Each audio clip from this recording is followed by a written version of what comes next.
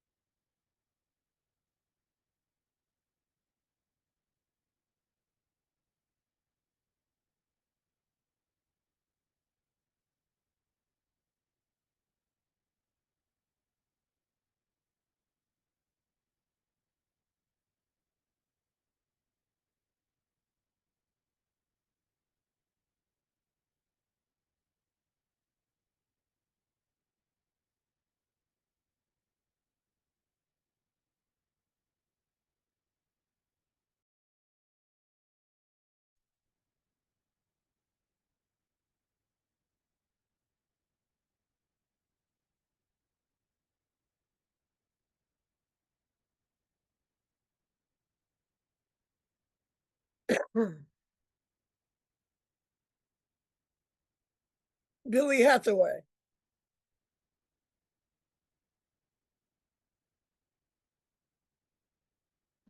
What's going on, Councilman Montague? How you doing? I missed you. I missed you yesterday at the Prudential Center, man. You guys didn't come down at the Coretta Scott King, man. I could have put you in the front and center. Look, when it goes below 20 degrees, Montague don't like that weather. Huh? That's why I'm here tonight. I could be in Newark, New Jersey tonight at the Prudential Center, but I'm here in Orange.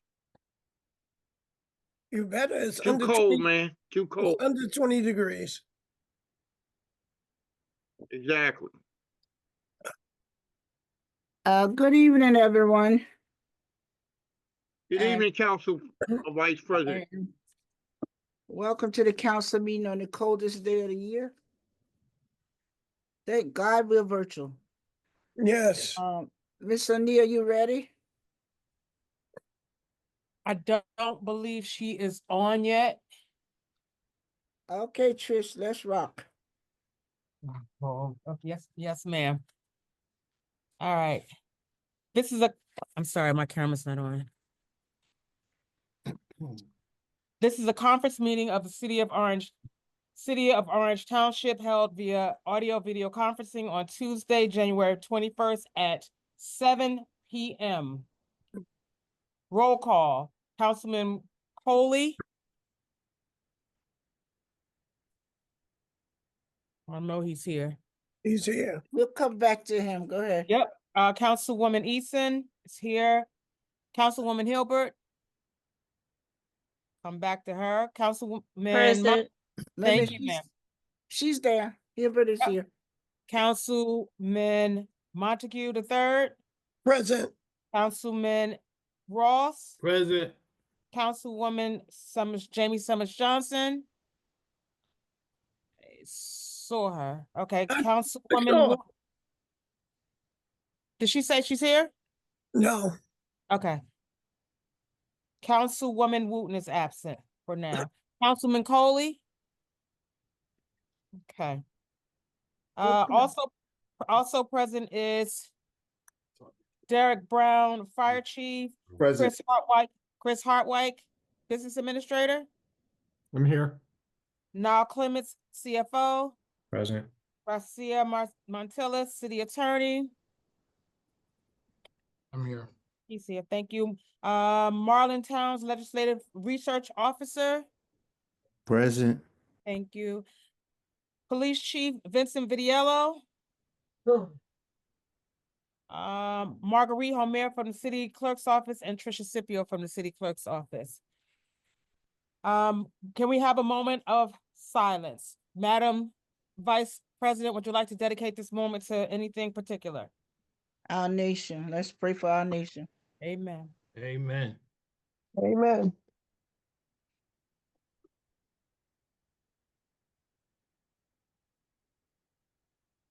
Amen.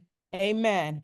Please be apprised, anyone wishing to discuss agenda or general items shall sign their name. They shall raise their hand. Sorry, the script is out of order. Give me 1 second. Anyone wishing to discuss items shall, they'll say sign your names. We know that if you raise your hand, you will be allowed a maximum of 5 minutes to interact with council. The requirements of NJSA 10-4-9 ETSA Sunshine Law has been met. A notice of this meeting has been sent to the Star Ledger, published in the record transcript on July 11, 2024, posted on the bulletin board in the City Hall, the council's website, and the city's website, and filed in the city and the office of the city clerks. Matters for discussion. Ms. Scipio, is Mr. Bledsoe on? I don't see him. He is here, Yes. yes. I am And I on. want All right, hold on. We're gonna ask the council. Councilwoman, Go ahead. Councilwoman, yes, ma'am. Councilwoman Summers Johnson arrived at 7:02 p.m. And Councilman Coley is here. Yes. Just acknowledge that he's here. Councilman Coley is here as well. Okay. We're gonna suspend the rules and allow our county liaison to speak at this time. Can I have a motion to suspend the rules? Motion to suspend, Ross. Is there a second? Second, Montague. Motion by Councilmember Clifford Ross, second by Councilmember Weldon Montague III. All those in favor vote by saying aye. Aye. No pledge allegiance tonight? No, that's in the next that's in- one. Okay, That's in the regular meeting. okay. All right. Mr. Bledsoe, you have the floor. Thank you, Madam President. Good evening, Madam President, members of the council. It's always good to be with you all again. I just wanted to give you all a couple of updates. Of course, we've been communicating with the administration in light of the snowfall that took place over the weekend. We provided to the mayor and his chief of staff and Council President Wooten, and we hope that that information was shared with you all on specific locations, who to call.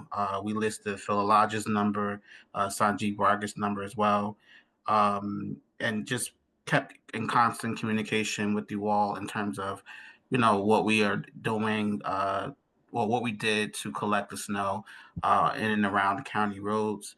Additionally, I wanted to update you all on the progress of the community center within Orange Park. Progress is being made significantly.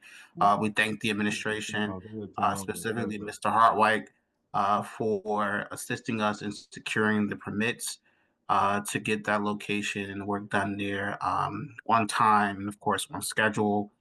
Additionally, there's modernized work that's happening on the bridge that is in Orange Township. The county is conducting the modernization of that bridge. And there's one additional project that we're modernizing in the township as well. Just give me a second to look it up as well. We've also extended our Cold Blue and up until this Saturday. On our county's website, a number of locations are listed where individuals who are unhoused can go to a location to get out of these severely cold weathers.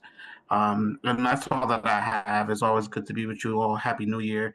And I will open the floor through your chair if it's appropriate for any questions. Mr. Bledsoe, for High Street and Scotland Road, can you get me the streets cleaner schedule? I will send that over to the clerk's office tomorrow morning. Yeah, as soon as you can.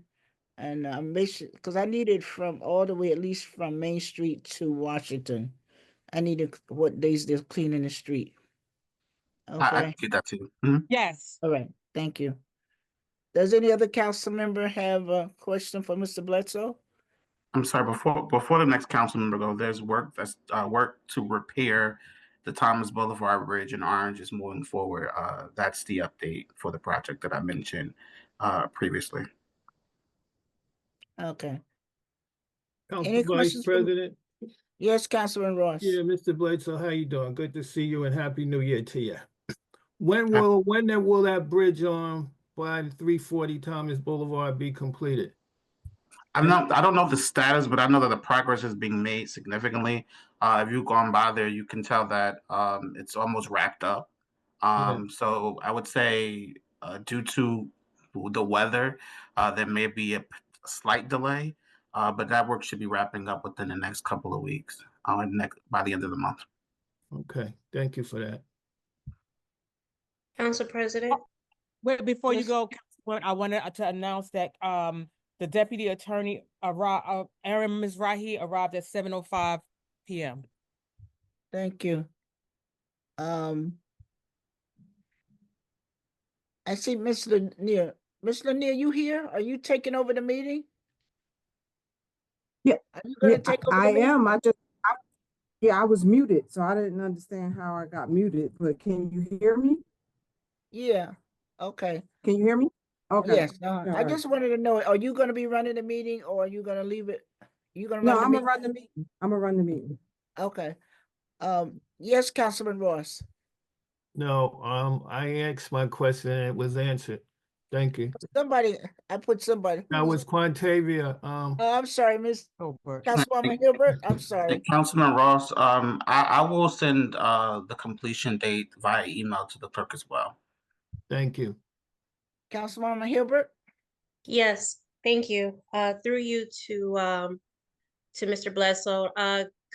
Well, Happy New Year's. Good to see you.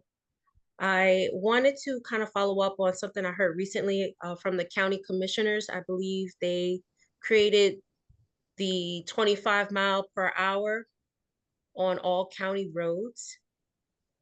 How would that affect us here in Orange? And would those streets like Thomas Boulevard possibly be included, since that's like a senior area? It's a large senior population over there. I'm sorry, which commissioner brought that to your attention that they were changing it to 25 miles per hour? Was it Commissioner Cooper? Or was it something that was enacted by ordinance by the commissioners themselves? Because I actually It was followed the something- agenda. I followed the Board of Commissioners agenda and I don't recall seeing that particular ordinance, but I think in a matter of once the ordinance is passed on second reading, some ordinances go into effect immediately. And then the county, I think there's 90 days, I guess, to provide notice to all the clerks that this ordinance is affecting the township, and they send that out through the clerk of the commissioner board.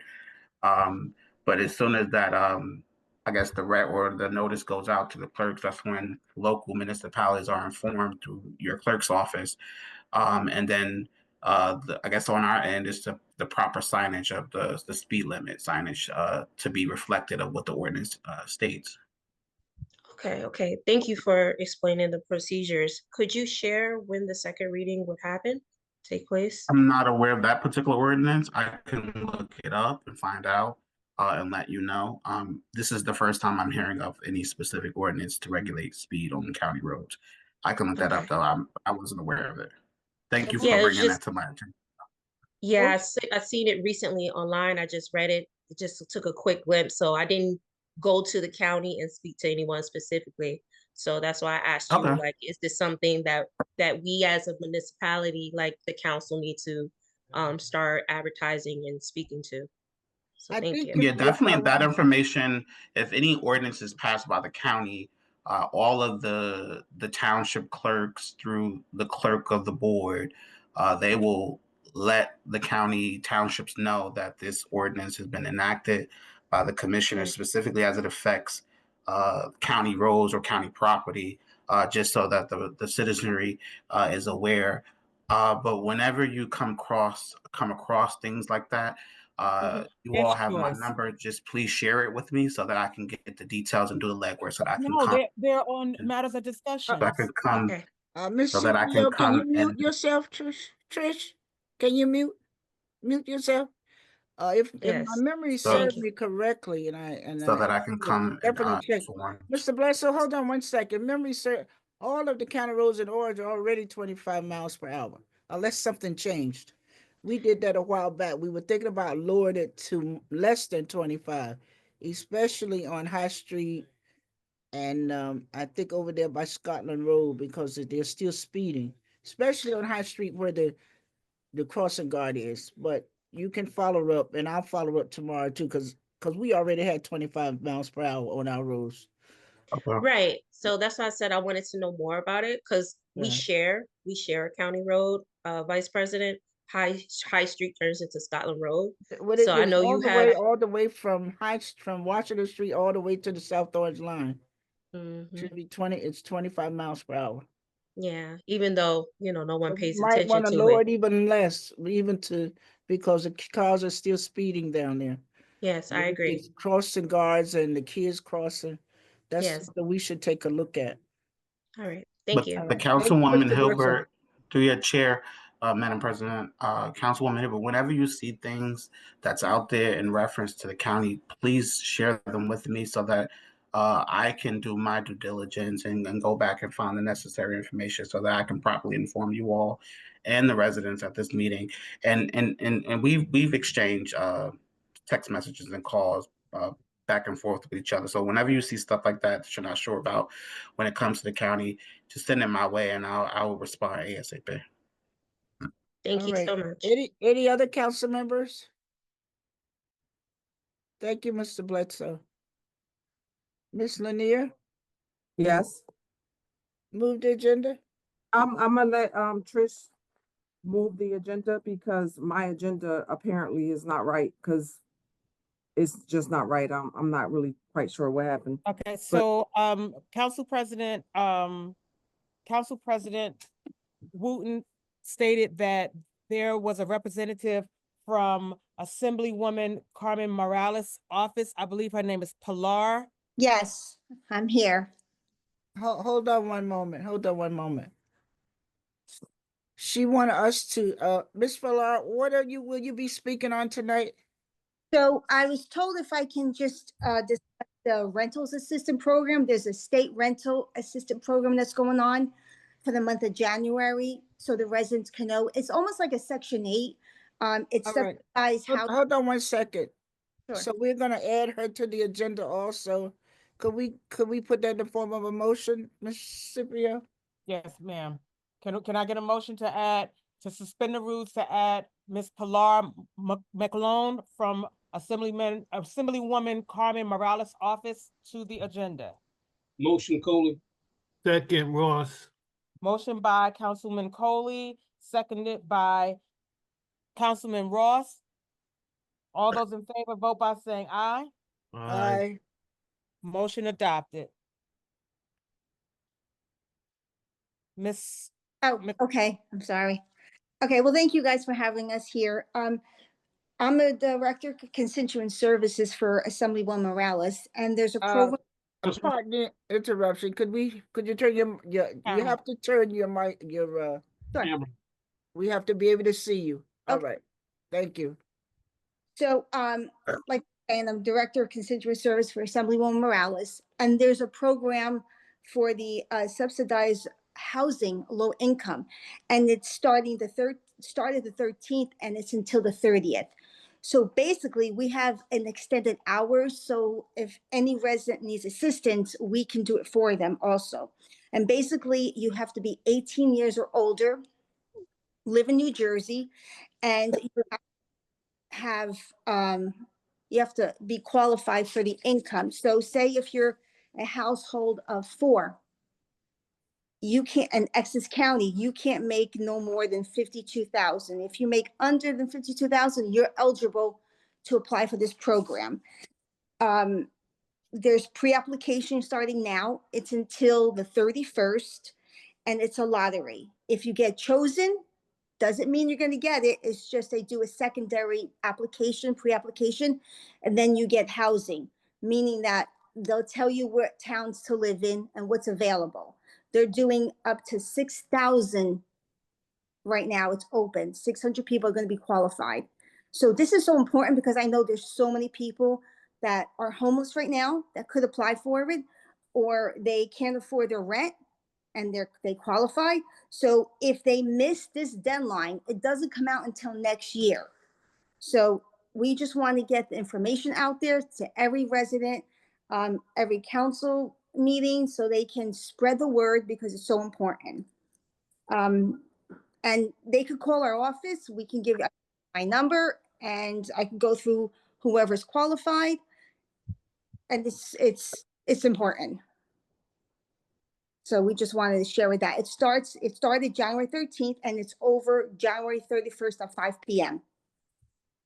So if anybody has any questions, you could go online and apply for it. I will send everybody information, but if they need assistance, they can just call our office and I can either walk them through it. But just to be clarified one thing, there is preferences. So if you're a veteran, if you're homeless, if you're elderly, if you're disabled, you go on the top of the list. So you have to be clear, you have to clarify exactly what your preferences are, and hopefully you get a chance to be picked in the lottery. They separate it for everyone like that.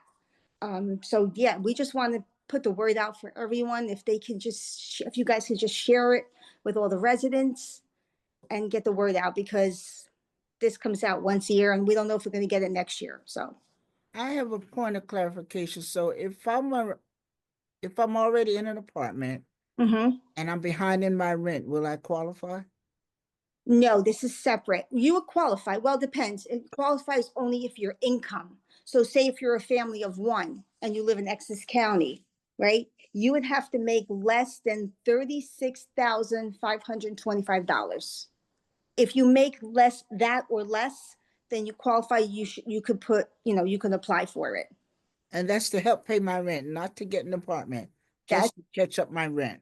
That's to get you an apartment because. Okay. That's what I wanted to clarify, because you say rental assistance. Yes. Some people are gonna think that they are in an apartment, they haven't paid their rent in 3 or 4 months. No. Call you and ask for rent. So that's not the type of rental assistance you're talking about. No. You're talking about somebody that needs a place to live. Yes. Okay. Call it rental Council rental assistance program. That's what they call it. But technically, it's housing, subsidized housing. Right. Okay. All right. Council President, Yes, Councilman Montague.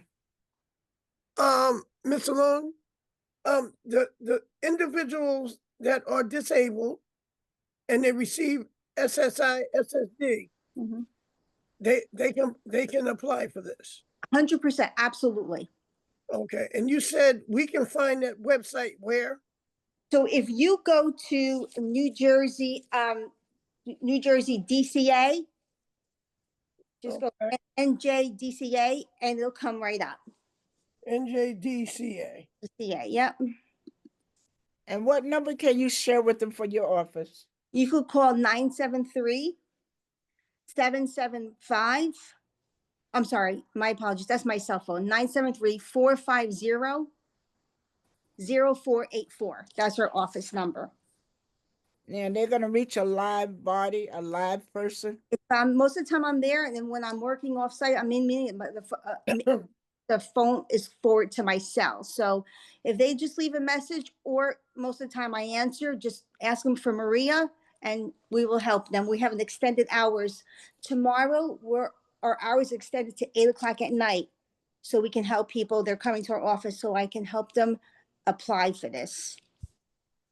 So Council Vice President. Yes, Councilman Ross. So, Ms. Pilar, Yeah. so you will provide housing. I heard you mention like 6,000. Is that the number you mentioned? Yeah. So You can provide housing for 6,000 families?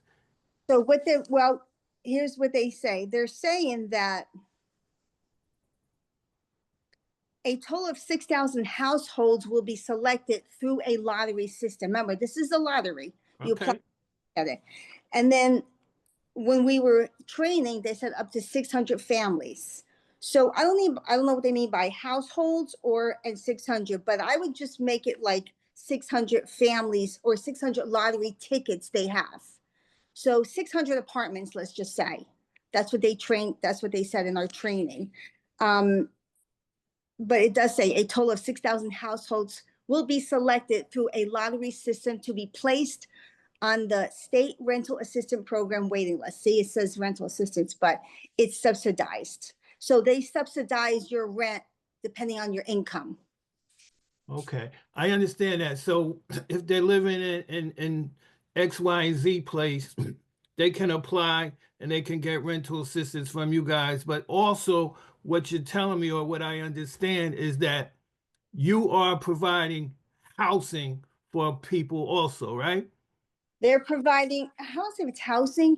So basically, if I'm a landlord and I have a 2-family house and I'm putting it out with the rental assistance or subsidized for the state, that means that I can, when this comes out, this lottery thing comes out, this program, I should say, I can live in that 2-family apartment if it's available, or I can live in a 1-bedroom apartment, depending on the family size. But yes, it's not a house, it's an apartment, as long as the landlord is under this program.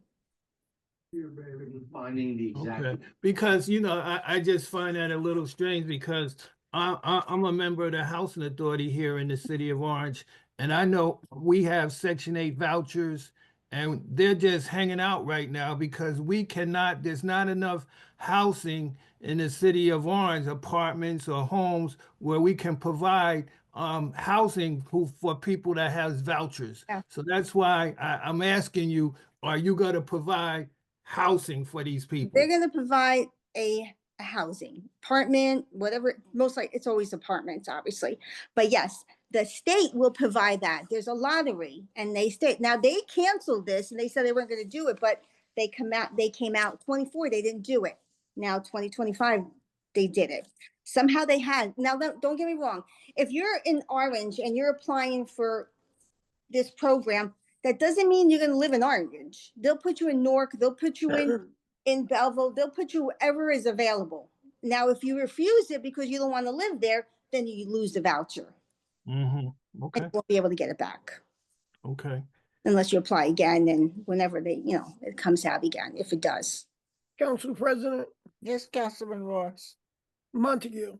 I'm gonna say Montague. I'm on the website. I don't see, You don't see it? no, NJDCA. Hold on. I mean, you don't have to do it now. Can you send us a link so we can go directly Yes, there? I 'Cause that absolutely link right now. is confusing. Yeah. So basically what is this? Department of Community Affairs. So it's DCA. And if you click on it, the first thing comes up is DCA will be accepting pre-applications for a state rental assistance program. And then NJDCA. NJDCA, Or you can put in the Department of Community Affairs. right, New Jersey Department of Community Affairs. Any other questions? And if you need, she gave you her number, so if you're really trying to reach it and you can't, then she will help you walk you through it. Absolutely. Okay? Thank you so much, everyone. Can And you thank just you give for us coming that on. number again, please? Absolutely. It's 973-450-0484.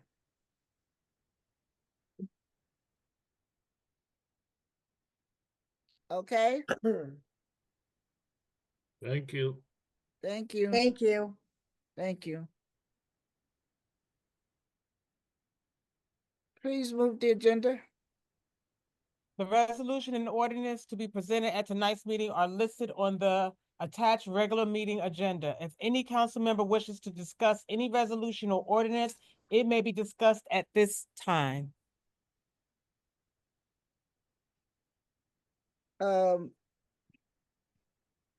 Based on the Finance Committee meeting tonight, we're back in session. 2-2025.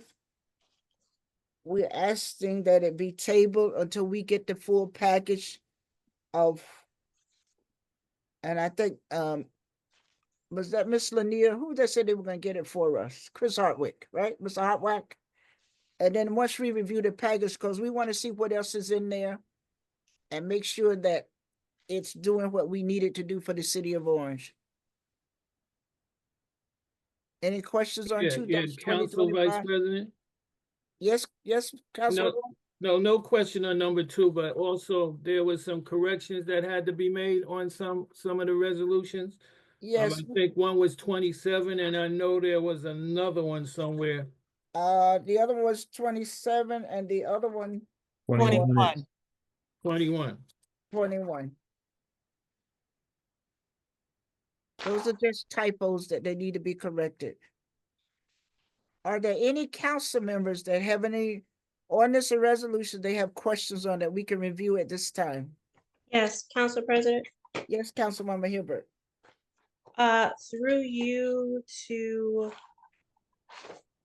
CFO, is CFO now Clement here tonight? Yes. Happy New Year.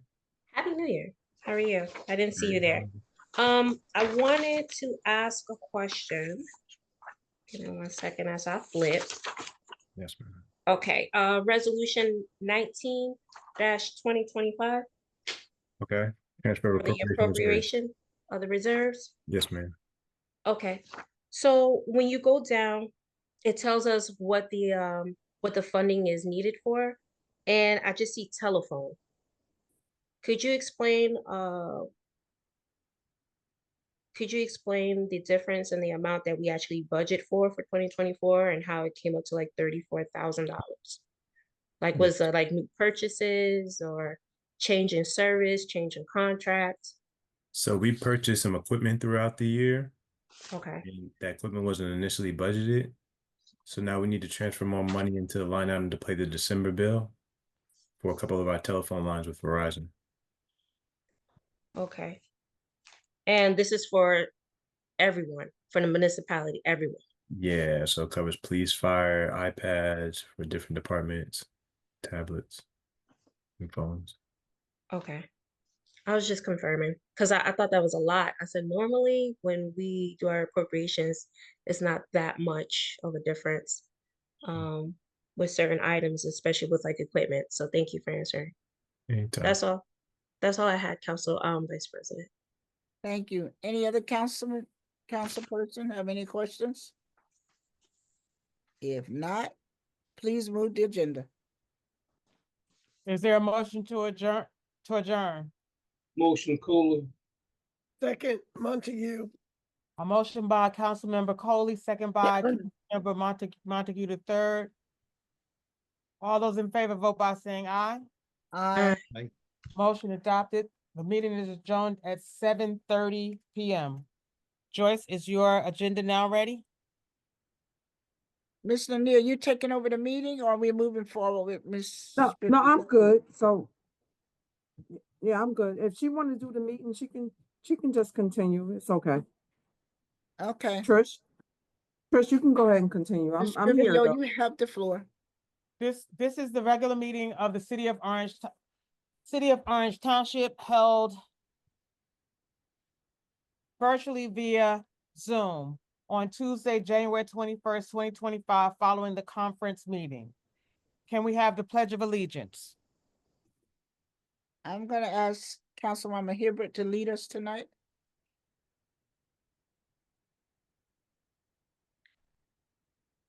I pledge allegiance To, to the United States of America. Wait. I pledge allegiance to Allegiance. the flag I pledge allegiance to the flag of the United States of America and to the republic for which it stands, one nation, under God, indivisible, with liberty and justice for all. Thank you. Okay, roll call. Councilmember Coley, Present. Councilmember Eason, Here. Councilmember Hilbert, Here. Councilmember Montague the third, Present. Councilmember Ross, Present. Councilmember Summers Johnson, Councilwoman Wooten. Also present is City Clerk Joyce Lanier, Business Administrator Chris Hartwig, Fire Chief Derek Brown, Present. CFO Niall Clements, City Attorney Gracia Montilles, Deputy City Attorney Aaron Mizrahi, Legislative Research Officer Marlon Towns. Police Chief Vincent Vitiello, did he arrive? Absent. And from the City Clerk's Office, Marguerite Homer and Tricia Scipio. The requirements of NJSA 10:4-9 et se Sunshine Law has been met. A notice of this meeting was sent to the Star Ledger and published in the record transcript on July 11, 2024, posted on the bulletin board of City Hall and the council's website, the city's website, and filed in the office of the city clerk.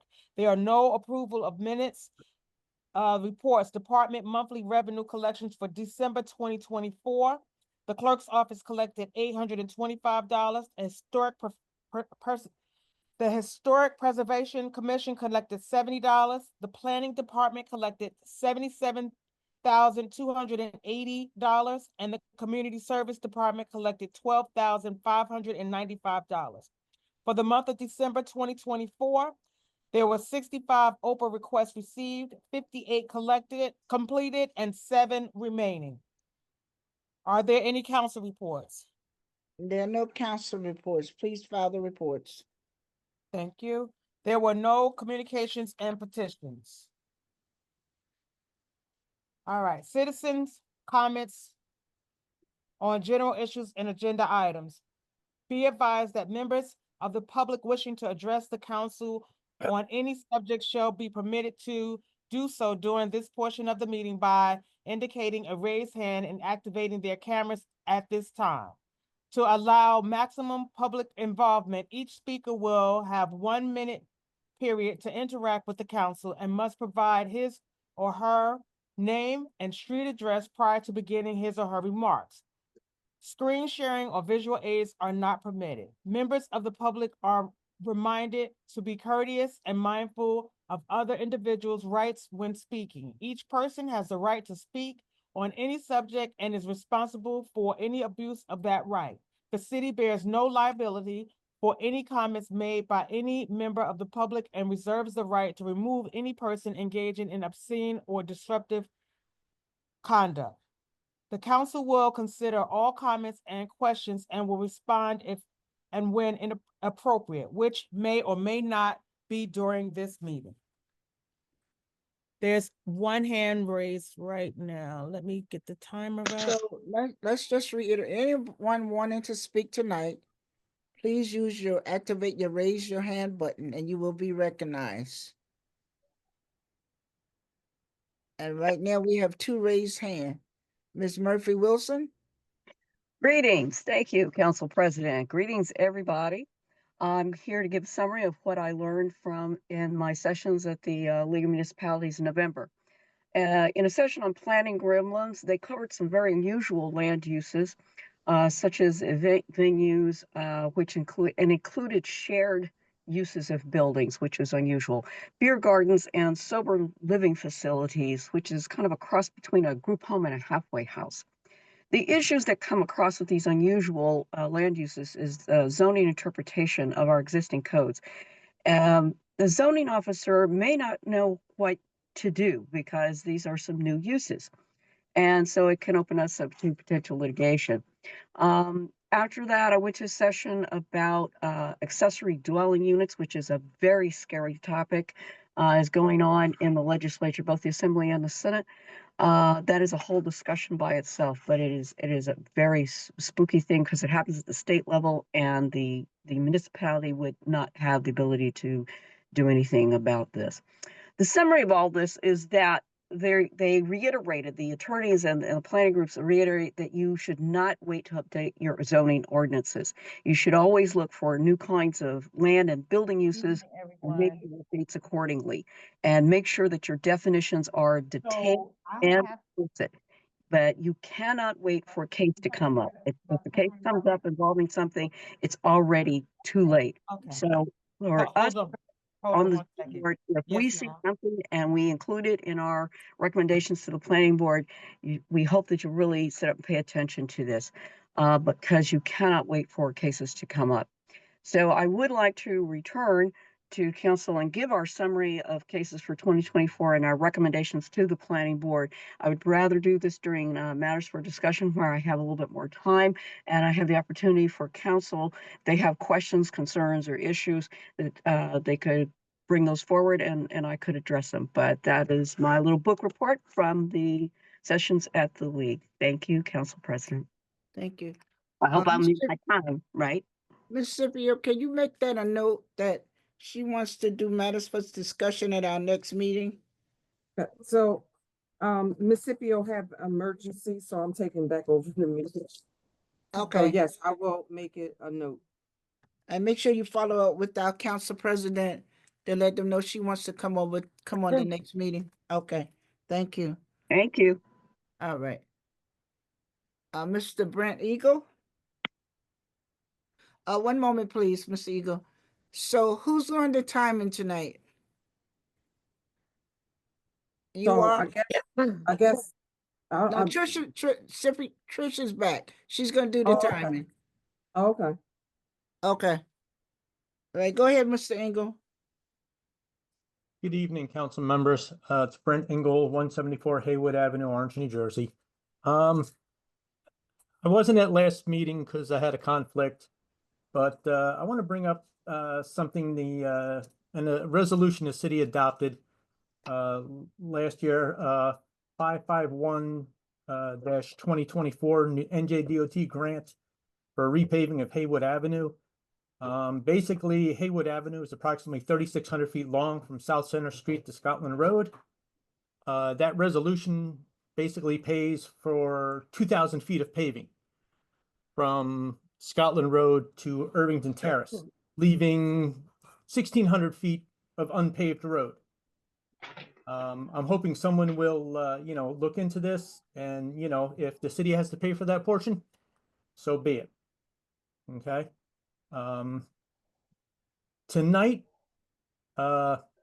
resolution 20-2025, emergency temporary appropriations, something there about legal O&E settlement of $160,000. I'm assuming that's the same thing as resolution 43-2025 settlement, of the same $160,000. I'm assuming it's probably the same. Then we have, resolution 44-2025, governmental inquiries and investigation representation agreement.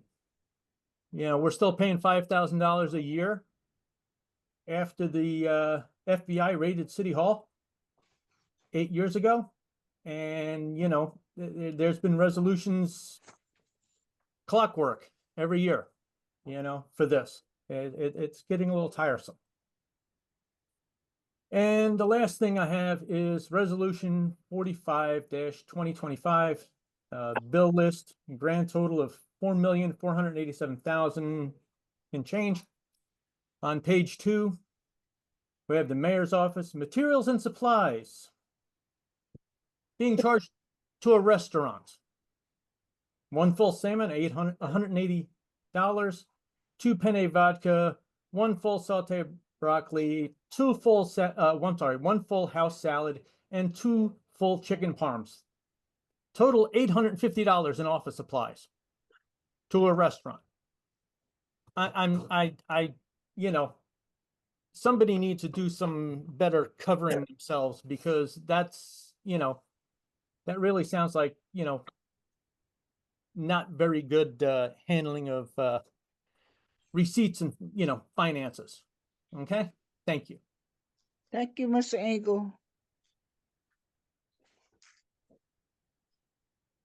Mr. Hartwig, do you want to respond to any of that? I'll move on. No? You're muted. Just that the Haywood Avenue contract was split because of the grant dollars received, and the balance of Haywood Avenue will be paved the following in the following paving cycle. Thank you. Ms. Lori?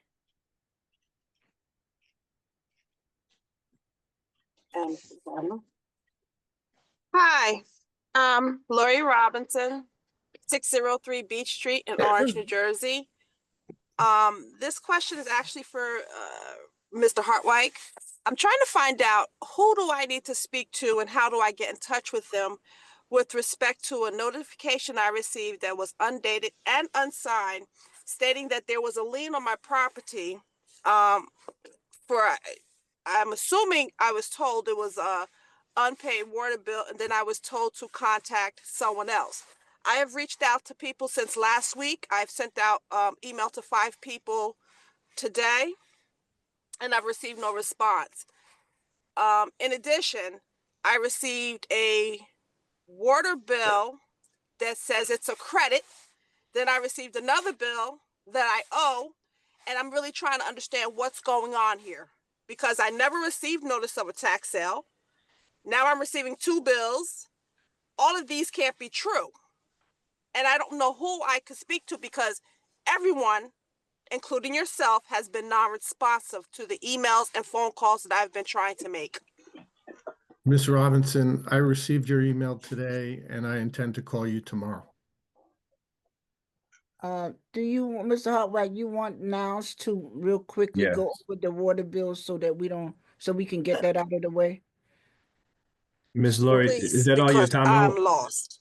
Yeah, Okay. That for me, I mean, there's a lot of things with the city, but unfortunately I'm at work, so I don't have the time to really get into what I need to get into because I'm still waiting for a response for the $800 bill of supplies or whatever, but you know, we can't have everything. So in light of all of that, I really just need to know right now how to get this lien off my house. I've owned my home for 25 years and never had a problem. All of a sudden now, I can't even get a response from anyone. Ms. Robinson, Mr. Hartwig. Since last week. Ms. Robinson, Mr. Hartwig is going to call you tomorrow in reference to the lien. Right now, our CFO is going to go through the water situation. There was a glitch in the system. So let him explain that, and that will help shed some light on your concerns about that. Okay? Yes, ma'am. So sorry about the error. There was a glitch in our system when we rolled over. We didn't upgrade the system yet. So water bills went out dated January 10th, due February 10th, 2024. They're blue. A lot of people have large credits or large bills that are incorrect. The correct bills went out in the mail this week. They're green. They have a slip in it that says the bills dated and due February 10th are incorrect, and the bills that are due and dated February 14th, Valentine's Day, are in fact correct, and those are the ones to pay. We're sorry about the error. If you also look online, you're able to see your water bill and it has a correct amount that matches the green bill that you'll be receiving in the mail if you were billed this month of January 2025. Okay, thank you. Yes, ma'am. Thank you, Ms. Robinson. Ms. Bozeman?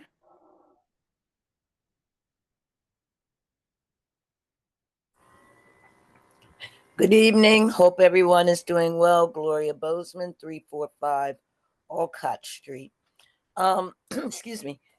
There have been many instances where we have been encouraged to work together with the city council and all of the city representatives. And I really want to be able to do that, but it makes it a little difficult when one of the first statements says that they will respond if and when they deem it appropriate. But nevertheless, I've expressed my questions on several instances in addition to putting them in writing, and I am still waiting for a very specific response. I do know that I asked a number of questions, and so I know that will take some time for all of them to be completed, but I do ask that you prioritize some.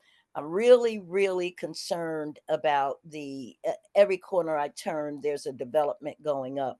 I think that's one of the most serious impacts a community can have because it does lead to congestion. And with that congestion, I've already illuminated in my correspondence what that has represented in other cities with regard to the research and the data that has been presented. I'm asking 3 tonight, just 3, and then the others I'm certain will come to me in time because I understand they are being considered and are being responded to by the business administrator.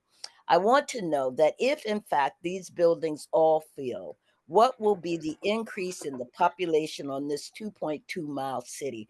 I want to know that if in fact these all fill, what services are we expecting to accommodate and how that will impact the budget and the finances, because currently we've been asked in succession to increase budgets on occasions to provide the services to the community, and that's without the excess population that we might anticipate with these buildings being filled. I also would like to know, with the increase in population, how will the services be expanded to be able to address the number of residents who could possibly arrive to our community?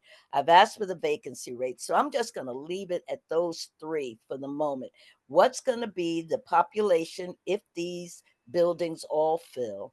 How will it impact the budget in terms of being able to service this community adequately? What will be the structure for the services to service the residents adequately? And I guess I'm really asking to what benefit these developments present to our community as a resident? What will it relieve for me? How should I be confident that this experience will allow us to have a better quality of life in the city of Orange? Okay, thank you. And Mr. Hartwell is in the process of, I know, of responding to your concerns. He hasn't finished it yet, so I'm going to ask that him and CFO get together and add those other three questions to it, and maybe in the next couple of days. And I don't think you mind if he sends you part of the answers, not all of them that he I do not mind. I do not mind. He will send you the one that he already know the answer to. I would appreciate that. Okay, all right. And then the rest of them, we're still gathering. I know one of them, when you asked about the data, remember that, Mr. Hartwell, we talked about and we don't track that way. That was about the amount of increase of money that we know we can't answer, but he's going to answer. I don't know exactly which question you're referring to. I think it was something about some data you wanted. Let me just refresh my memory. For the villages in Orange with the new development, have they seen an increase in revenue? Yeah, Main Street. You're correct. Yeah, that I asked. We don't track that way to that detail, so that we know we cannot answer. Well, and the reason I asked asked to hire a full-time person to do that. So the reason I asked that, Councilwoman Easton, is because when I went to the discussion about Orange Memorial and the development there, is that one of the presenters said that it would have an impact on the businesses on Central Avenue, and that it would increase those revenues, allowing that to develop. So he had that information. So I was asking it because he raised it as one of the benefits. I think he just raised it as a good thing, but he also knows we don't track that way. So there won't be an answer to that one as of yet. Okay? All righty. Thank you, Ms. Bozeman. Ms. Tennant, Rachel Tennant.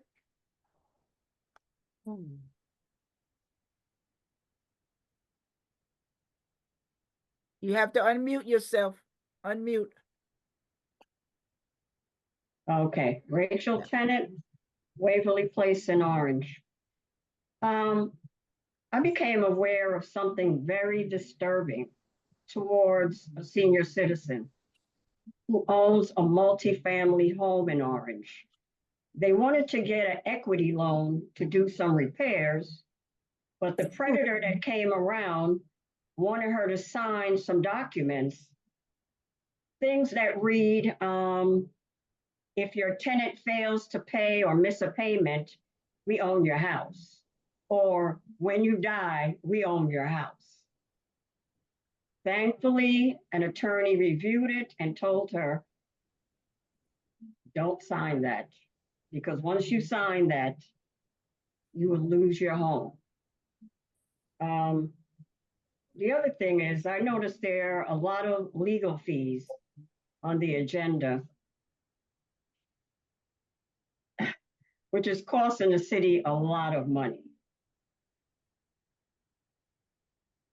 I think something else needs to happen. I remember probably about a year or so ago, I said maybe Orange needs to establish their board of ethics maybe things could be resolved that way. Because to pay for all these lawsuits, the attorneys to defend this one and to defend the city, or sometimes maybe you could just talk it through. The other thing is with my water bill. Yes, I too got one of those crazy books. And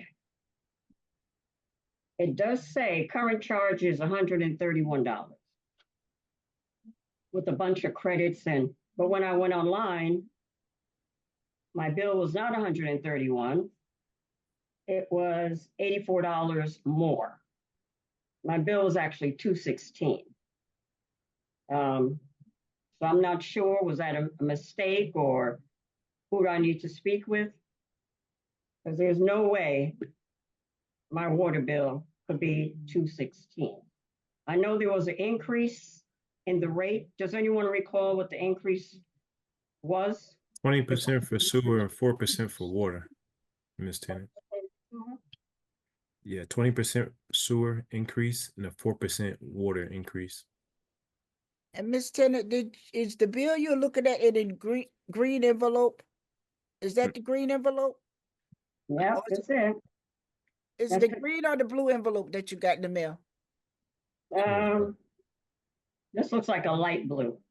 Well, then disregard that one. You get one that's a green envelope, that should be the corrected bill. Right, but I checked online and my bill is excessive. That's what the green envelope is going to reflect, whatever you saw online. Which is excessive, that's my point. Yeah, that's what I'm telling you. The green envelope will give you your corrected bill. Will give you your corrected bill, and that's the one that you should match what you see online. Okay? That's my point, Council Vice President. Right. My point is my bill is excessive. It has grown by $84.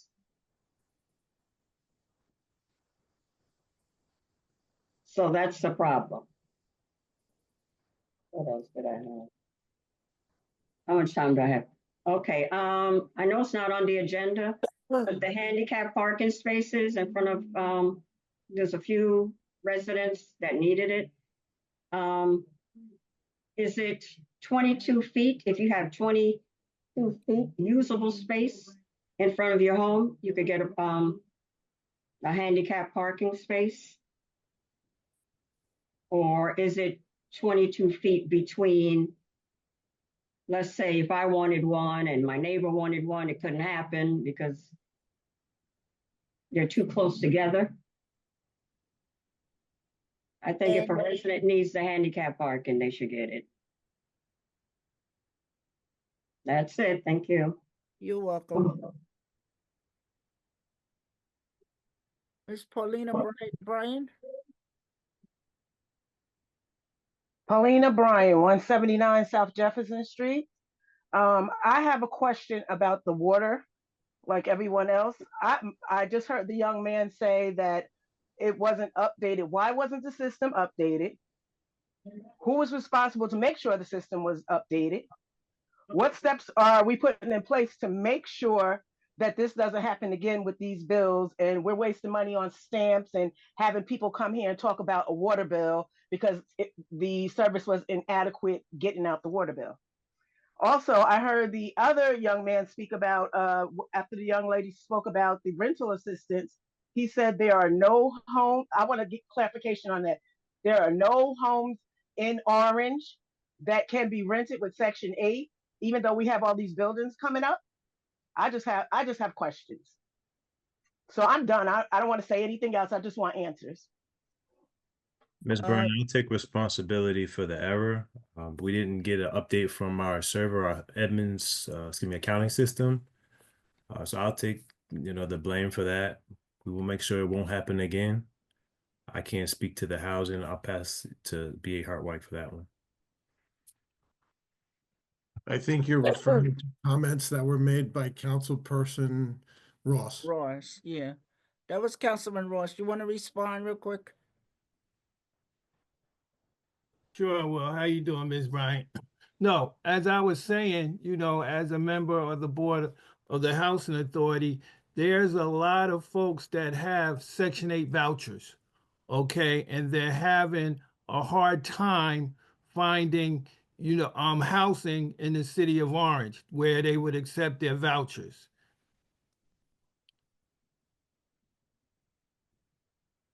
You're saying that the actual people, the landlords were not accepting their vouchers?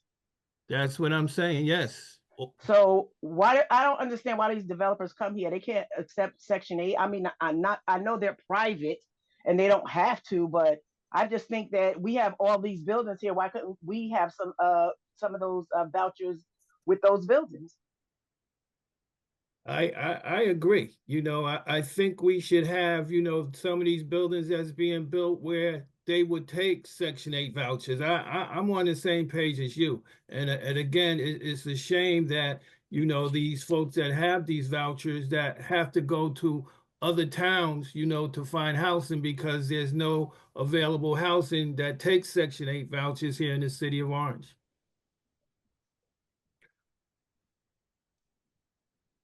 Okay, Ms. Bryan, is that your only two questions? Thank Those you are my so- only two questions today. I don't have time to go through all this other stuff right now. All right, thank you so much. Ms. Palumbo?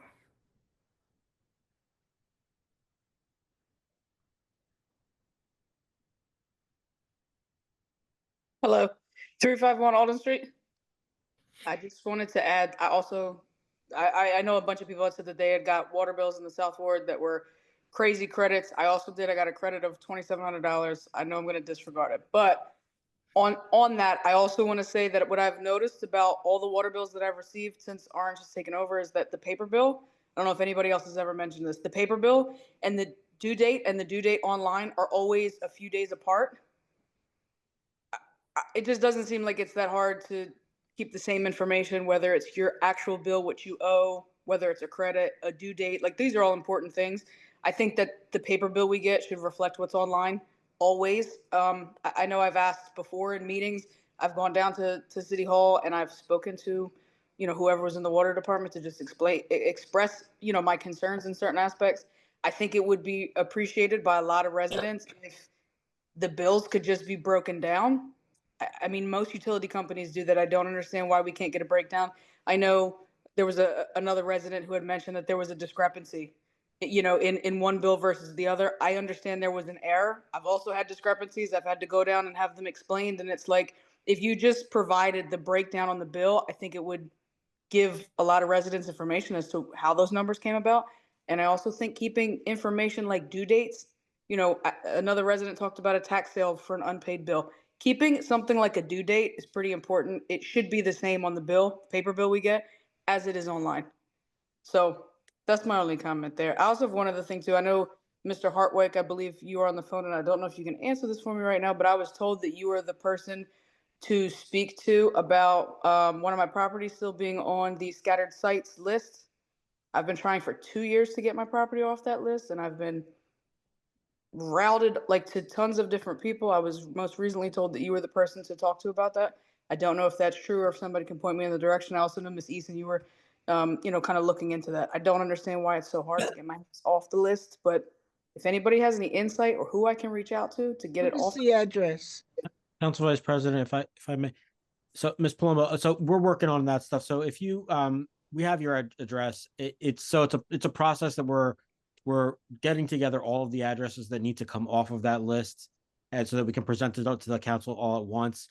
You can rest assured there's really nothing that's going to happen. There's no redevelopment plan that's been adopted or approved by the council. So there's really no effect to the redevelopment designation that you have. But just bear with us as we gather the list of every property. We have to go through the entire list again. And see exactly which ones do need to come off that list, and then present that to the council so that they can amend the original designation. So it should happen. Share the address, Ms. Palumbo?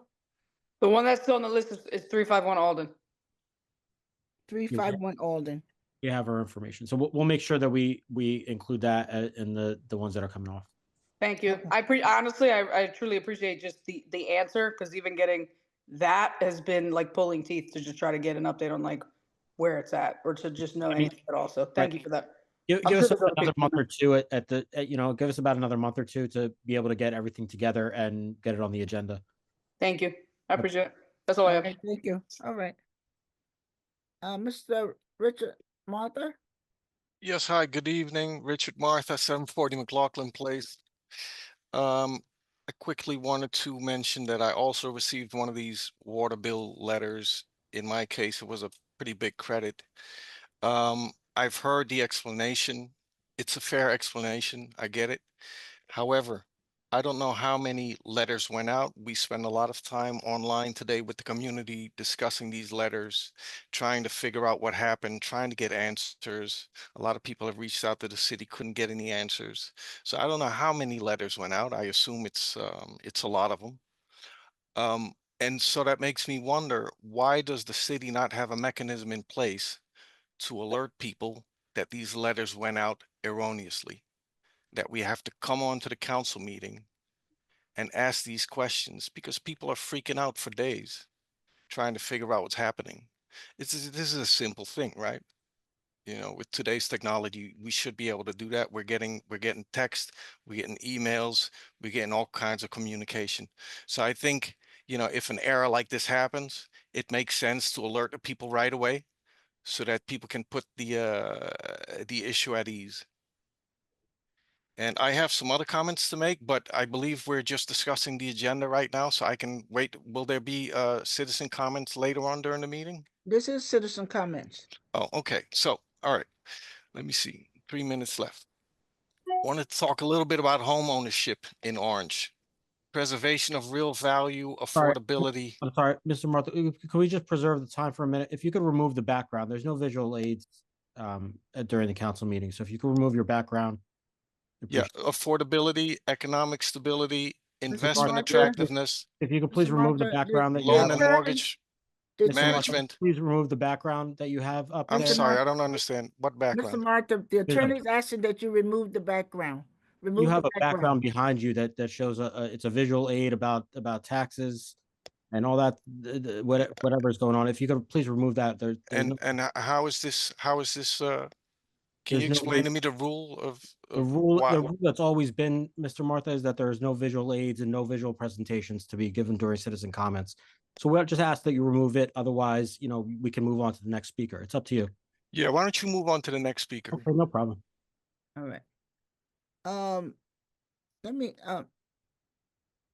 CFO is, and maybe I shouldn't ask you, maybe it's Mr. Hartwack. Is there a opportunity for us to use robocalls when something like that happens? That you just alert the residents? We use it for everything else. Could we just have sent out a message saying disregard the blue envelope?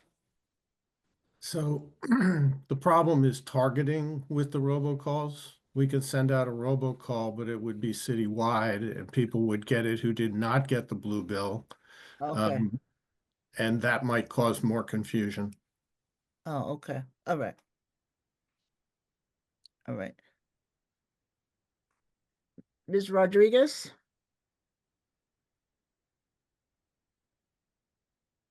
Hi, 487 Mountain View Ave, Alicia. I have a question, because I guess I missed the $34,000 appropriation, I guess, as you guys said was for phones and tablets. Is that correct? Are you talking about the appropriation? What was that, 2019? I don't know. I was listening in the background, but you guys had used some of the funds apparently to buy electronics or something that wasn't originally on the budget. That was in 2025, the transfer of appropriations. Yeah, why was that necessary? We bought tablets for various departments for inspectors, cell phones for cell phones. Did that we broke not down have those easily. items before? I'm sorry, Did we not have those items before? I can't answer, but I believe they were new. Again, I'm trying to understand why we felt it was necessary as someone who works in the industry for electronics for over 15 years Electronics shouldn't be replaced for that. I mean, how old were these electronics that we felt that we needed to spend another 34 grand and replace all of that immediately? Cell phones last longer than 5 years. There's no reason. So I'm just trying to understand, if it wasn't time to buy these phones, because it clearly wasn't, because it wasn't in the budget, why was it done? Who gave the okay? I mean, you guys keep making these decisions that drive up our taxes, and renters are not experiencing this. It's us, the homeowners. So these decisions that you guys are just passing through as emergencies, like, y'all gotta figure something out. Like, I need to understand why we felt that 34K on electronics was necessary.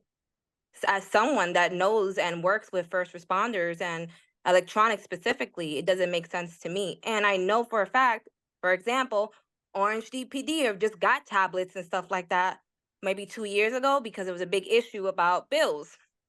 And I know because I used to work for the company you guys had phones with. So I'm just trying to understand why we're getting, like, it just has to make a little bit more sense.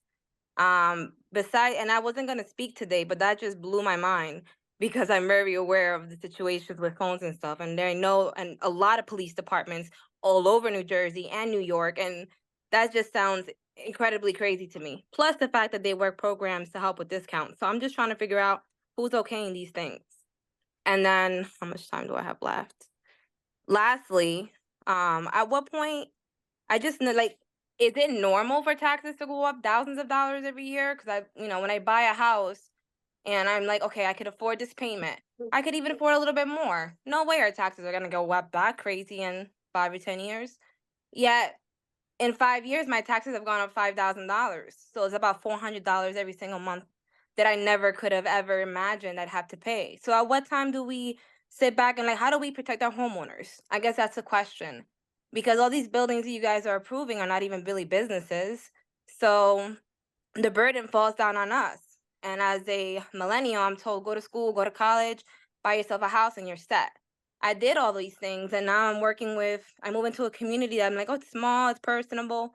But come to find out, you guys don't even know how to manage your money. And now it might cost me my ability to keep continuing to own this house because the taxes keep getting raised every year.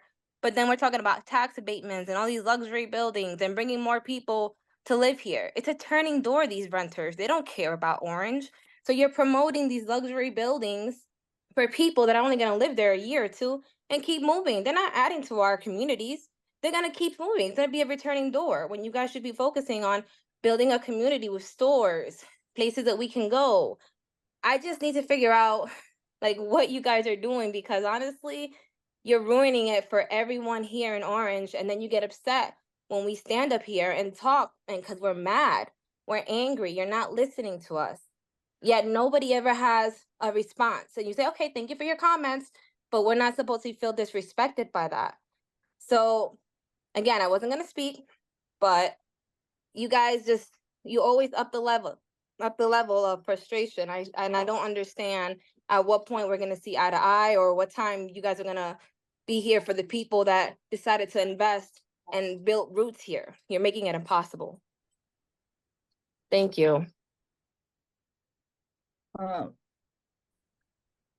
CFO, I just want to make one clarification, before everybody goes off on a tangent.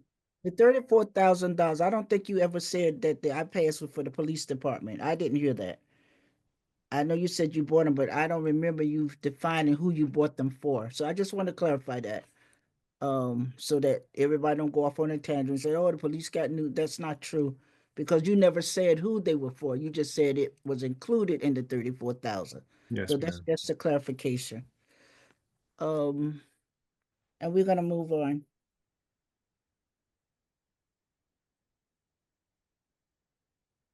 Please move the agenda. Could I have a motion to close citizen comments? Motion to close, Ross. Is there a second? Second, Cooley. All in favor? Ms. Lanier, we can't see your face. We need you to move over so we can see your face. Okay, all right, gotcha. Okay. So all in favor? Aye. Aye. Any opposed? Council comments? Councilwoman Hilbert? Thank you, Vice President. So I'm gonna try to speed through because I have a lot of things to mention.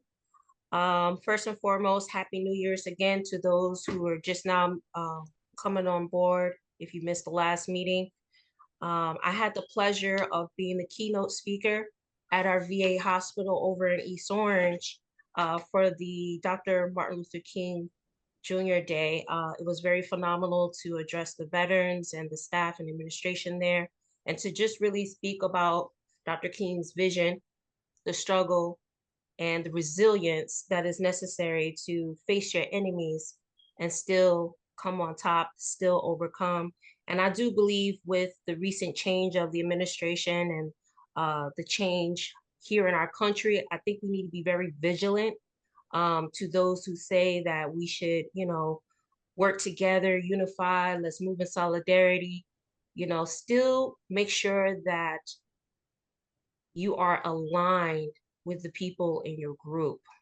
Make sure that you're aligned with the people in your community, and make sure that you're communicating as to what you really want to see in your community.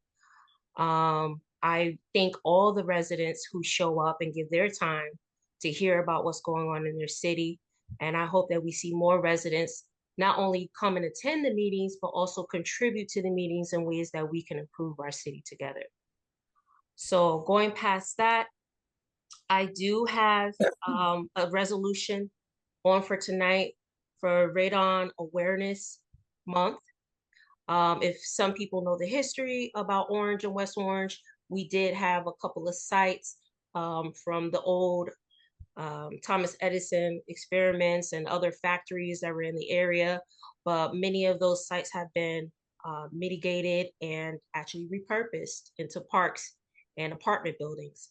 So I am going to have a screening on January 27th, and I'm also going to have a guest speaker. I'll be sending out the information for that because this event is all virtual. So that way we'll be able to reach more people and no one's coming out in the weather. I'll also be giving information on how everyone can get free radon at-home testing kits. So if you would like that information, please shoot me an email, or you could send me a text message at 862-520-7919.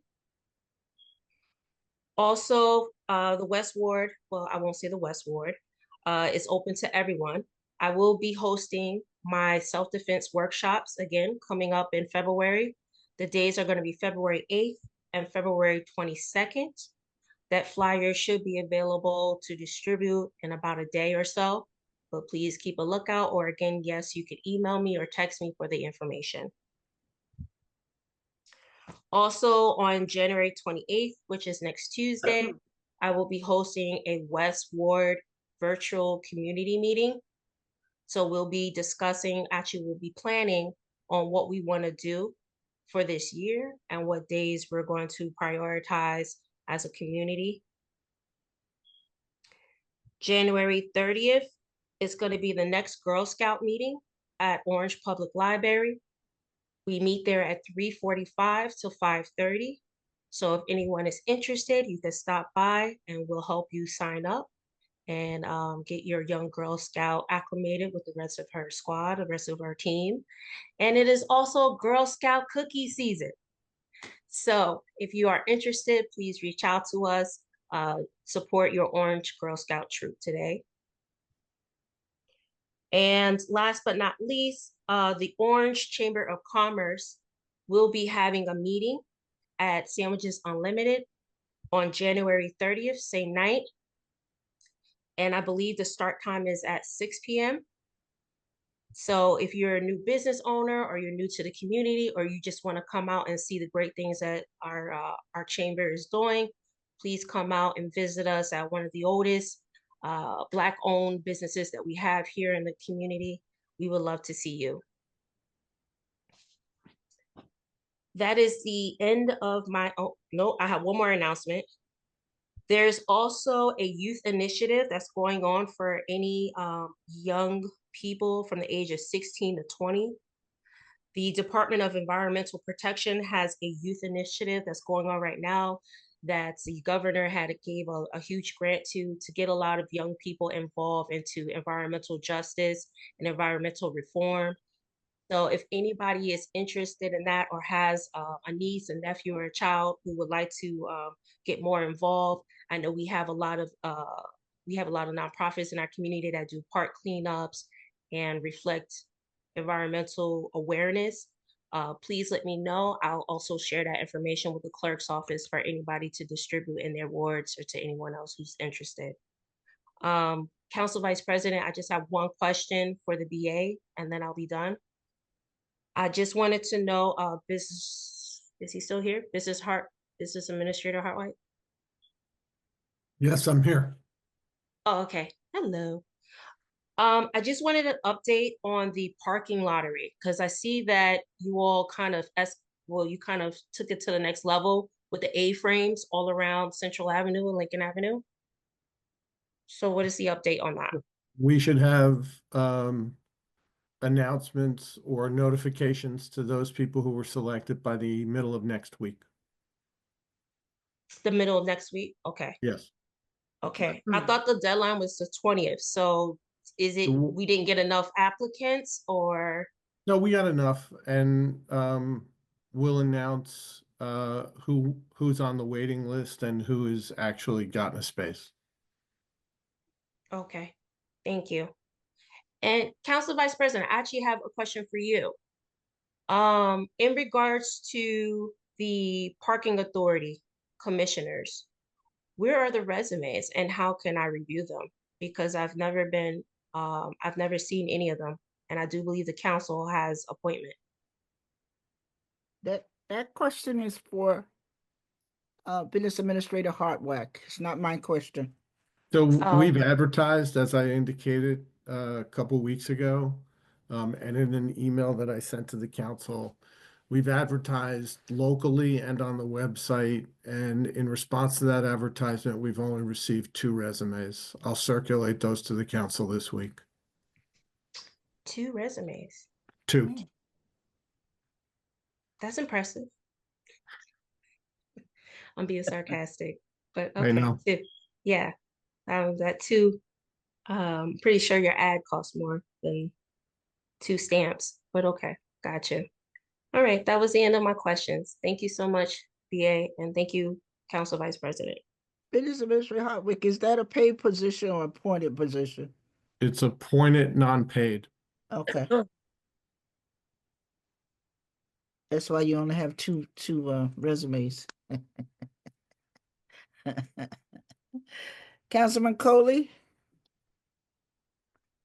Oh, thank you, Council President. It's been a long couple of days here. Real long couple of days, but I'm still here. I just had a couple of questions. Mr. BA, what's the status on the rec center? When are we going to be breaking ground on that? So we still have documents that we're negotiating and going back and forth with the developer on. They have to come before the council to be considered and approved. And then we have documents that we have to do on the transfer of the property. And then we would come with permission to demolish the buildings. Okay. So I'm looking maybe 3 to 6 months, maybe? I would think so, yes. Okay. All right. That's fine. And I've been receiving things about minimal activity in and around the old dialysis center, Hickory and Central Avenue. We have any plans for that particular property that you know of? So that property is in the redevelopment zone. However, it's privately owned, and the owners have had it for sale for a number of years at a price that doesn't invite much interest. Okay. I understand. All right. So if you can put that on your list that need to be, I won't say targeted, but I mean, properly addressed, with code enforcement, I would truly appreciate it. Okay. All right. And, the work that we did on Main Street with BSC&G, I'm assuming that, the work is pretty much done, and maybe this spring or summer is when, BSC&G will, resurface the entire Main Street. They'll be coming back to resurface the area that needs to be resurfaced, yes. Okay, so are they going from curb to curb? No, I don't think so. I think they're doing what they did in West Orange, which is a strip of about 15 feet. Strip about 15 feet. All right. Is there any way we can have some more conversations with them? Well, we are having conversations with them through Mr. Mays's office, so I'll have to get an update on where we're at. But that was the last discussion that I was apprised of. Okay. All right. And that also should be sometime in this spring or summer. That's correct. All right. All right. Thank you. That's all I have. And I just want to apologize. I'm sitting sideways here because I trying to bear with this knee pain here. But thank you. I'm done. Councilman Montague. Good evening, everyone. I'm going to be brief. I've been meeting with, different individuals, directors in City Hall throughout the last few weeks. We're trying to wrap our hands around how to get this budget stabilized. So, that's my big concern. And, I vow that we're going to try our best to stabilize this budget once and for all. This is getting ridiculous. So I don't really talk that much during council comments because I'm talking all week long to everyone. Everyone can vouch for me as far as that's concerned. So I want to defer to my council colleagues. Thank you. Councilman Ross. Thank you, Council Vice President. And again, and for those of you that don't know, Council Vice President had a birthday on the 15th of January. So if we can all wish her a happy birthday, I'm sure she would appreciate that. Happy birthday. Happy birthday to ya. I've been speaking with the BA all day, mostly today, but I just want to thank you, BA, for your advice. I asked you for the Millennium report, and that report, Millennium is our grant writer that writes grants for us.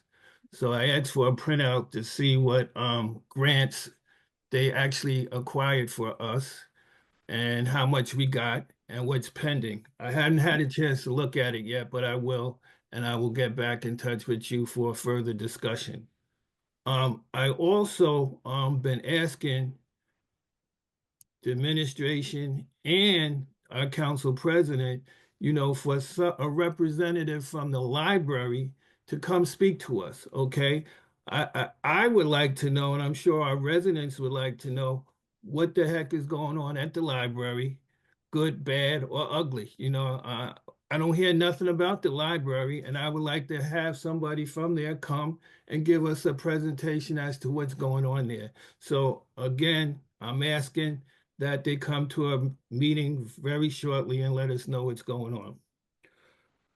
Council President. One moment, let him finish. Okay.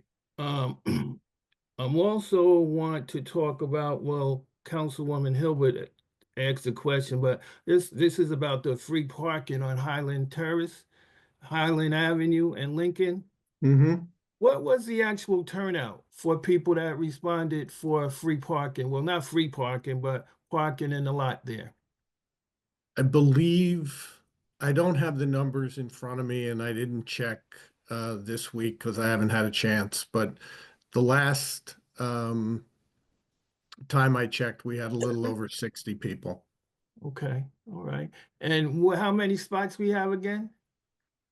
Believe we have close to 50. 50, okay. And I think I heard you say that folks will be notified next week or so about if they were Yes, selected from the lottery? correct. Okay, thank you. I'm very happy with the communication and the robocalls from the city, updates. I got robocalls about the snowstorm, where to park, emergency parking in the city, when you had to move your car off the street, where you can put it. I think that's a great service for the residents here in the city. And I like the communication, and I hope you keep it up. And I also want to thank the churches that was letting us use their parking lots for this event, because without them, we would have nowhere to put these cars, during emergency situations. Now, I just, Montague talks about the budget all the time, and I missed the last meeting, so I hope I'm not redundant. But are all the budget worksheets in? Yes, Councilman Ross, they have all Okay. been by the departments. When can we start planning for the presentations from the different departments? So we're working on the financial statements. The annual debt statement is due January 31st. The annual financial statements are due the first week of March. After that, we begin the budget process. So I would say April, beginning of April. Beginning of April. It can't be no sooner than that. I mean, you have the worksheets, of what they want and what they're looking for as far as their budget concerns are. So why do we have to wait until April? Because the financial statements have to be done first. We have to finish and close out the year 2024 first. Okay. All right.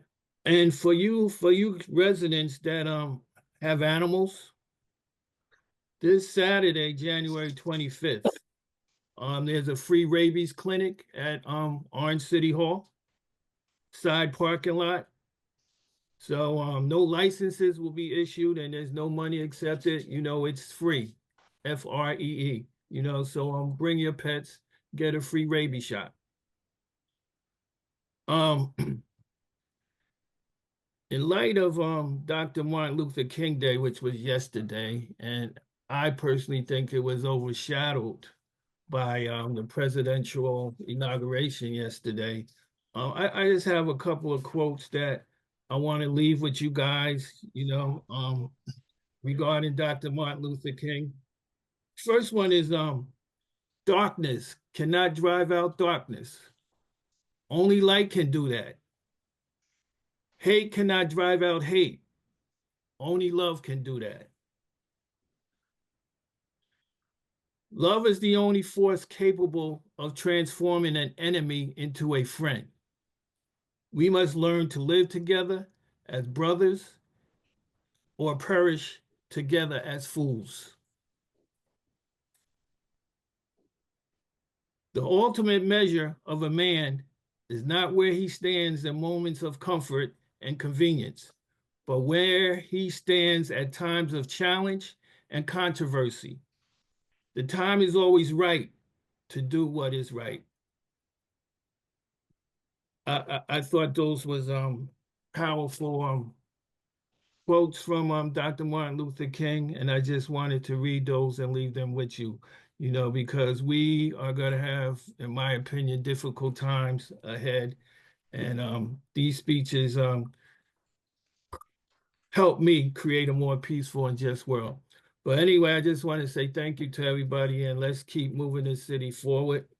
And I'm done, Council Vice President. Thank you.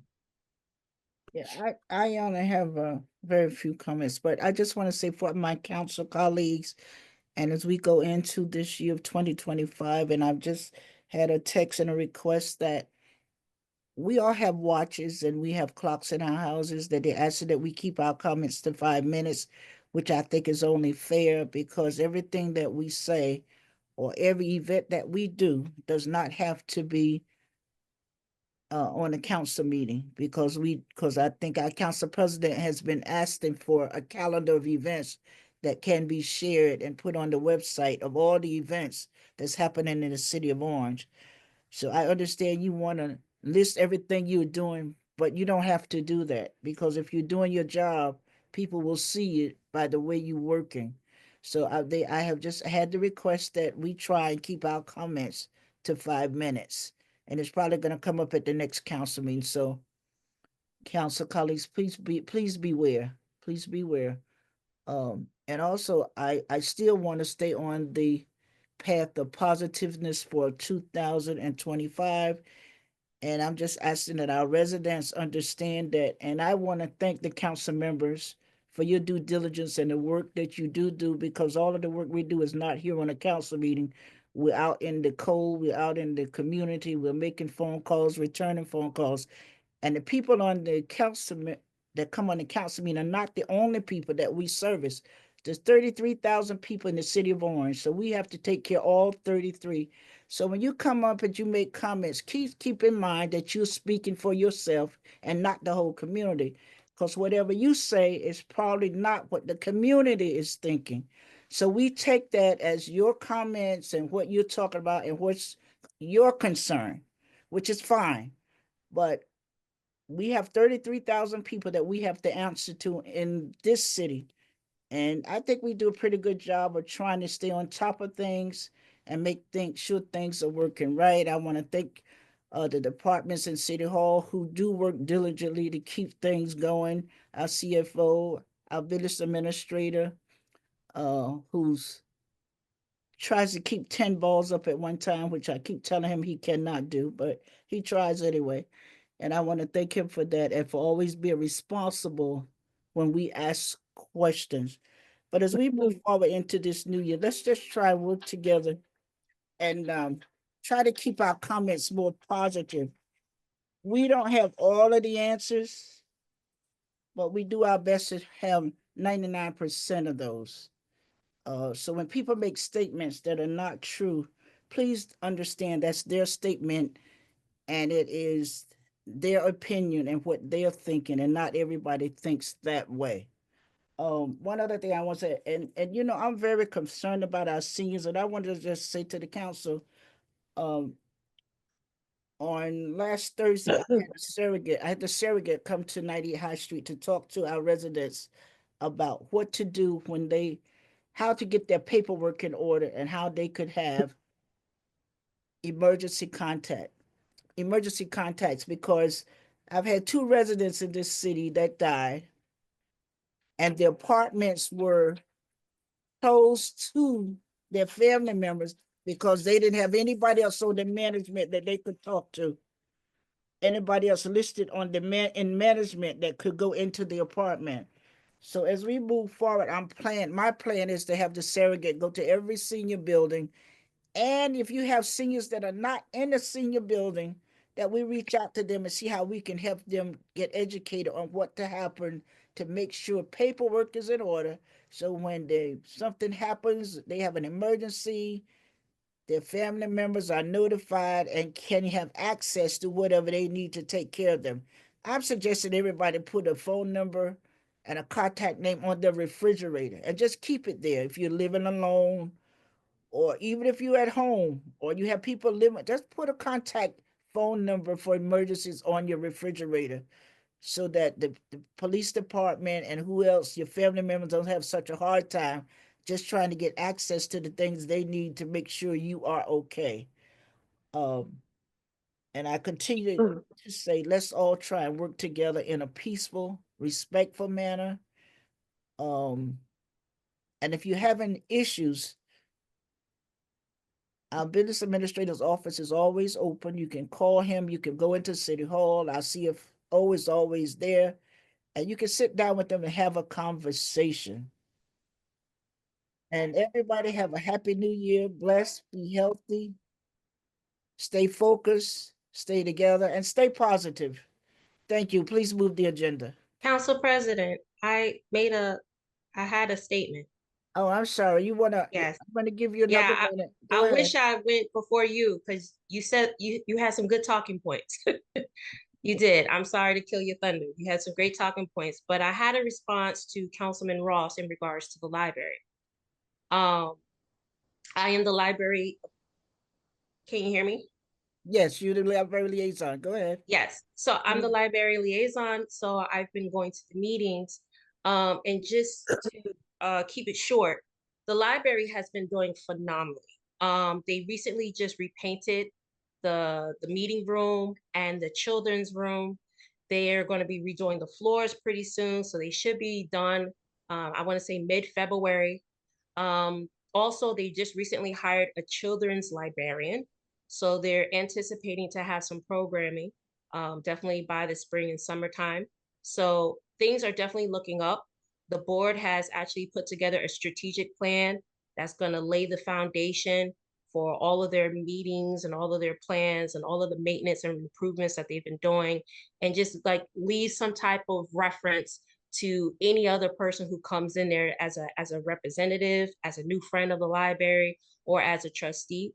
So I would like to congratulate them for their efforts on improving and really servicing us as a community. They have been doing a great job. And they're also prepared to come to us as a council to talk about their budget. They do want to request over $1 million in funding. I know that is a hard ask, but it's not an impossible ask. And I think we should consider everything that our library has endured in the last couple of years and how we can help them in the budget season to make sure that they do have full-time staff, to make sure that they're compliant, and make sure that they have all the resources to service our community. The next library meeting won't be until February, but I will extend the invitation to Ms. McMillan and ask her if she could be available for the next council meeting so that you could get a report directly from her. She would be pleased to do that. I hope I gave a great update. Thank you, Councilwoman Hilbert. That was great. You know, that was more than what we had. Okay, so I appreciate that update very much. And I've been hearing, you know, things about the library, but you know, I wanted somebody that has the actual knowledge, you know, of what's going on there to present it to us. So I heard it from you, and you know, thank you very much for that. Appreciate You're it. welcome. Yeah, it's good. Elevators are working, computers are ma'am. working. We're good. We're good. We're good. Okay. We're good. All right. Have a good night. Thank you. Please move the agenda. Okay. Ordinance on second reading, public hearings 56-2024. A bond ordinance providing for the acquisition of access equipment for the Lincoln Avenue and Crane Street parking garage by and in the city of Orange Township in the county of Essex, state of New Jersey, appropriating $384,000, therefore, and authorizing the issuance of 364,000 bonds or notes of the city to finance part of the cost thereof. Citizens' comments. Are there any citizens who wish to speak? Mr. Motion to James close. Ward. Mr. James Ward. Oh, somebody there? Okay. James Ward. Can you see me? Yes. Hi, this is James Ward, 743 Haxton Avenue. I don't know if it's just me not being familiar with this, but why are we using a bond to pay for something on private property? Is this something to benefit the public? And what exactly is this parking equipment that we're spending 300 and something plus $1,000 on? Do we know this? Can we get an answer on it? It just seems a little bit exorbitant, and I don't think I've ever seen anything like this where we're funding something on private property. Council President, you're on mute. I guess you came on late because he answered that earlier. We're gonna ask him to repeat that again. Go ahead, Business So Administrator. the access equipment is for two garages that are actually the city's garages. One level was built at the Crane Street property for the city. The other level is built at the Lincoln Avenue project across from the train station. Each level contains approximately 165 parking spaces that are the city's parking spaces. The access equipment had to accommodate both or all three monthly, annual, and daily parking. So it's a gate access system with readers, and there had to be pay machines, as well as security cameras and access to doorways. So when the garages were built, they were wired for all of that. And the access equipment is different for the private level of the garage than it is for the public level. We get all of the revenue from our portion of the garage in both instances. And the revenue is projected to be far in excess of what we're spending on the access equipment. All right, thank you for your answer. Can I give one more 34 seconds? I currently commute to New York City. I commute out of South Orange. It'd be great if I could park within the city of Orange. Will there be a lottery for these spaces? Number one. And number two, the way that they do it there is they just use parking enforcement. You have to have a pass that you've paid for, and they walk through. There's no special equipment. The cost is really low. You just drive right in on the Third and Valley garage, and if you have a plate that's associated, you can park there. I think we could save a lot of money by doing something like someplace. Okay, thank you. Thank you, Mr. Ward. Can we have a motion to close citizen comments? Motion to close, Coley. Can we have a second? Second, Montague. Second by Councilman Montague.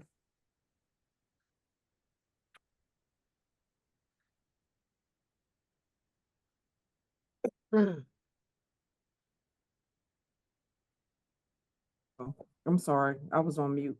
So council comments, does the council have any comments? Because I thought that's where we were. Wait a minute, we on the motion. You got to close out the motion for citizen comments. Oh, okay, so motion. We had a, Motion by by Councilmember Coley and seconded by Second by Councilmember Weldon. Councilmember Montague the third. All in favor? Aye. Any opposed? Okay, are there any council comments? no, we're on motion to adopt. On the motion, You'd have Motion to adopt. We got to get the Okay. motion before you can do on the motion. Motion to hold it. adopt. Montague, You want to go ahead and run the meeting, please? Motion to adopt, go ahead. 56-20. That was Montague, Councilmember Montague, second. Second, Ross. Ross. Second by Councilman Ross. On the motion, Councilman Montague. yes. Through you to BA. Question about those fobs is, the gates and the equipment. There was no way we could have got that through UEZ funds or any type of grant funds instead of using the city's funds? Well, there were no grants available that we could identify, and UEZ funds are only allowed to be spent in a UEZ area for an approved project. The only other funds available that we had discussed are community benefit funds. We didn't think that that was a really good use of the community benefit monies. But if the council wanted to, you could approve this and then subsequently approve use of community benefit funds. I would be in favor of that. I would, opposed to bonding. Well, I would ask you that you move forward with this because that enables me to contract for the equipment. And then you come back in February, if you so desire, and appropriate the community benefit funds. Yeah, that's what the money's for, correct? Well, it can be used for what the council identifies. That would make sense. Okay. Thank you. I think we have a plan. I think we have a plan. Well, can I say something, Council Vice President? Yes, Councilman.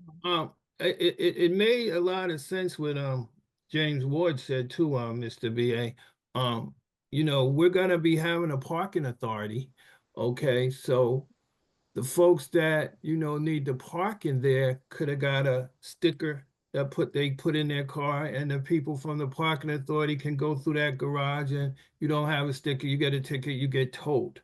Okay, and that would have had eliminated this fee of $300,000. That works for everything except daily parking, and we anticipate that there will be a substantial amount of daily parking. You can't have stickers for daily parking. And I'm very familiar with what they're doing in South Orange. They're doing license plate enforcement. In order to do license plate enforcement, you have to outfit a number of vehicles with license plate readers. It's not inexpensive. In fact, it would cost almost as much as what we're doing here with access equipment. But regardless, we're not ready to implement a license plate enforcement program throughout the city.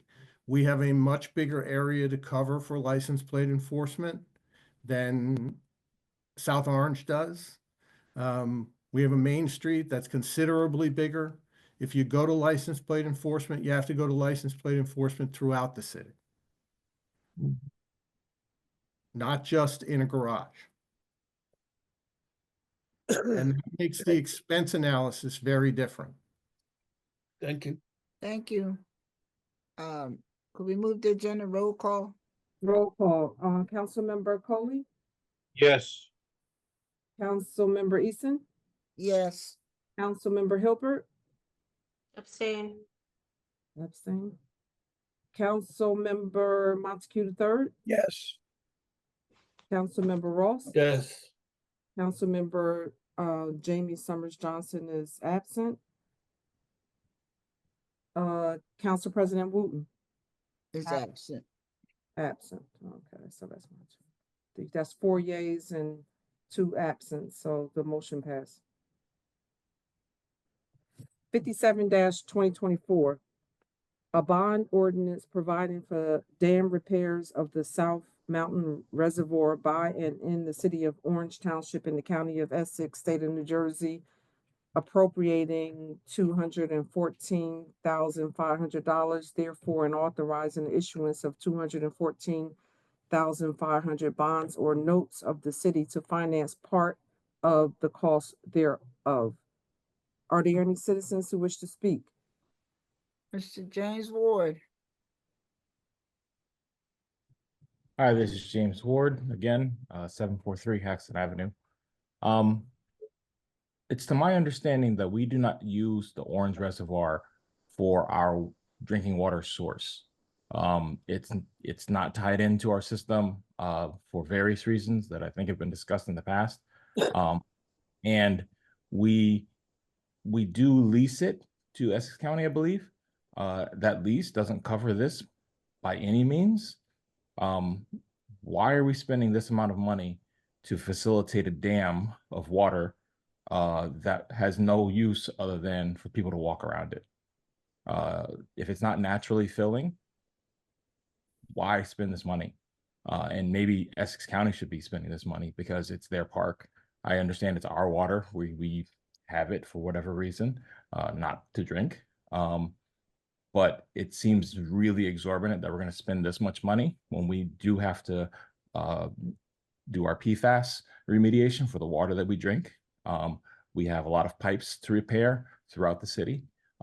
Repairing a dam on a water source that we don't use seems really extraordinarily unnecessary right now. Mr. Ward, you have a question? Is there a question in there? Is that why are we spending money is your question? Yes, but I think we should not do this. Like, it doesn't make sense. Business Administrator Hotwack? Sure. First, as you correctly pointed out, we own the reservoir. We also own the dam there and the dam downstream at Campbell's Pond, and the dam at Mills Pond. Those are all considered orange water sources or orange water assets. After Ida, the DEP's dam inspection unit came in, assessed the damage to the dam at the reservoir, And it is an operational dam because the reservoir picks up a tremendous amount of groundwater runoff during storms. And the dam has to be operated to lower the reservoir's level in anticipation of storms. So the dam is an active asset that DEP is requiring us to repair. The good news is that 90% of this has been approved for FEMA reimbursement. That's what I'd love to hear. And I think that should have been in the resolution, so that we make sure that we're getting reimbursed for it. Because I know sometimes we say we're going to get reimbursed and sometimes we're actually not, for whatever reason. But it is good to hear that. We should also explore using it. Like water's getting Thank you, more, Mr. Ward. more. Thank you. Thank you. Are Thank you. there other citizens who wish to speak? If not, the No. motion. Motion to close citizen comments? Motion to close, Coley. Second, Second, Ross. all in favor? Aye. Motion to adopt, Motion to Coley. Second, Ross. motion to adopt by Councilmember Coley, second by Councilmember Ross. On that motion, roll call, Councilmember Coley, Yes. Councilmember Eason, Yes. Councilmember Hilbert, Yes. Councilmember Montague the third, Yes. Councilmember Ross. Yes. Councilmember Summers Johnson is absent, and Council President Wooten is absent. 5 yeas, 2 absent, motion passed. 58-2024, an ordinance amending the municipal code of the city of Orange Township, chapter 4, administration of government, section 4.10, adding title 1 entitled resolution for emergent matters at official ceremony events. Are there any citizens who wish to speak? Mr. Ward? Thank you for the opportunity to speak. This is James Ward, 743 Haxton Avenue. This feels like a slippery slope item. I can understand the necessity to make a proclamation on the point, on the moment, but to have a quorum of the city council in a public event in which there might be a ceremony where you can slide in a resolution and call it an emergency seems like it's not in the interest of public good, that you don't have an opportunity for it to be recorded. You don't have an opportunity for public comment. You don't have an opportunity for public scrutiny. Just all of a sudden a resolution gets passed because everybody was together at the same time and you call it an emergency. I think that there's a better way to do this. I can understand the necessity to want to provide proclamation. And if that's what this is, it should say that.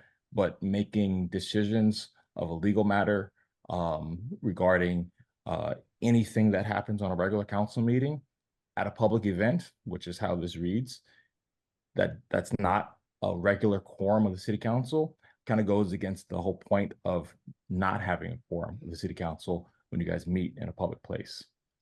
It's a little disingenuous the way that this is written, because it kind of gives you a blank check almost to do whatever you want, anytime you want, and call an emergency because you guys got together. I would say that this would also give you a strong legal fight because it is not in the interest of the public good. Mr. Ward, I think you misunderstood the intent of this resolution, and maybe you should read it a little more thoroughly. It has nothing to do with a quorum, has nothing to do with council people being together in one location. All it is, if somebody dies and we want to do just to commemorate or do a condolences, that's all it is. It has no legal ramifications to it at all. It's just a piece of paper saying, you have our condolences, and we talk a little bit about the person, and we sign it and we move on. That's all it is. Has no legal ramifications at all. And all this is saying is, if it happens and say you die tomorrow and we want to give you a proclamation, the council president can put one together, we all sign it, and we present it to the family. That's all it is. I think that's Just great. like but it's it just does like say a card. resolution. We're not going to go back and forth. You had your say. I responded and we're gonna move on. Thank I you very appreciate much. your All right, response. all right. Are there any other citizens who wish to speak? If not, a Quality motion. Campbell, Quality Campbell.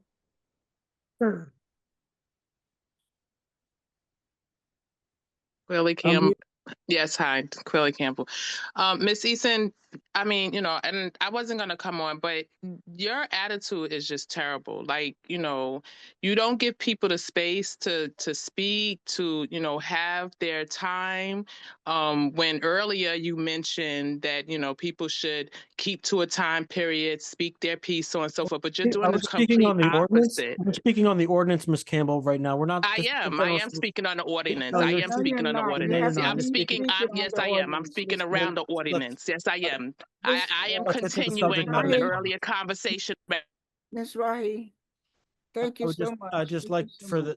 the subject to just move to the ordinance. If Ms. Campbell wants to speak on the ordinance, she can. Right, I But to am. generalize I'm comments picking are, up where he left Point, off. hold on, point of order. Point of order. I have a quick question. For these citizen comments, is it 3 minutes or 5 minutes that we're giving the residents? It's 3 minutes on the ordinance. 3 minutes on the ordinance. Okay, thank you. All right.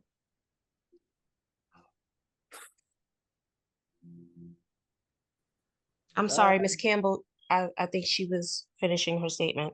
I'm finished. I'm done. Thank you. Are there any other citizens who wish to speak? Brent Engel? Mr. Engel? Hi, it's Brent Engel, 174 Haywood Avenue. I think what Mr. Ward is trying to say is that there's a last statement in the emergent order thing, and it says, of matters of urgent municipal business. I think that needs to be defined a little bit better, because that's a very large, open-ended clause that could be, mean a whole lot of things. And I think that's what Mr. Ward is saying, that it could be a very slippery slope. Okay? When it comes to public service recognitions, at funerals, extraordinary achievements, community, crisis, things like that, I'm okay with. But when you have at the end of the statement of matters urgent to municipal business, it's very open-ended. And that's what I think Mr. Ward was trying to say. All right. Thank you very much.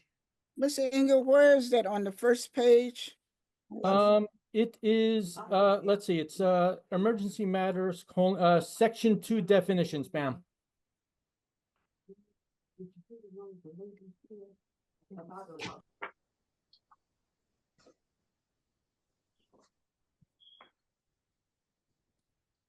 Is our city attorney on tonight? I'm right here. All right. You want to respond to that? The piece he's talking about? That's something, so, let me see. Hang on one second.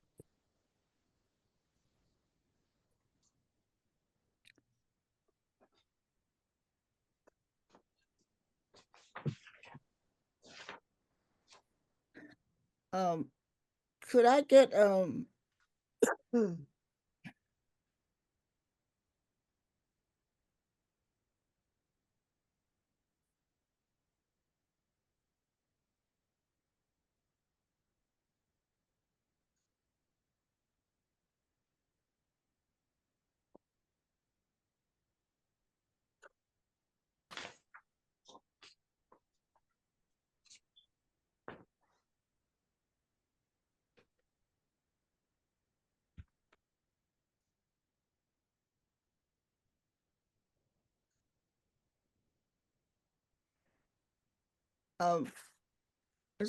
Miss Rahi?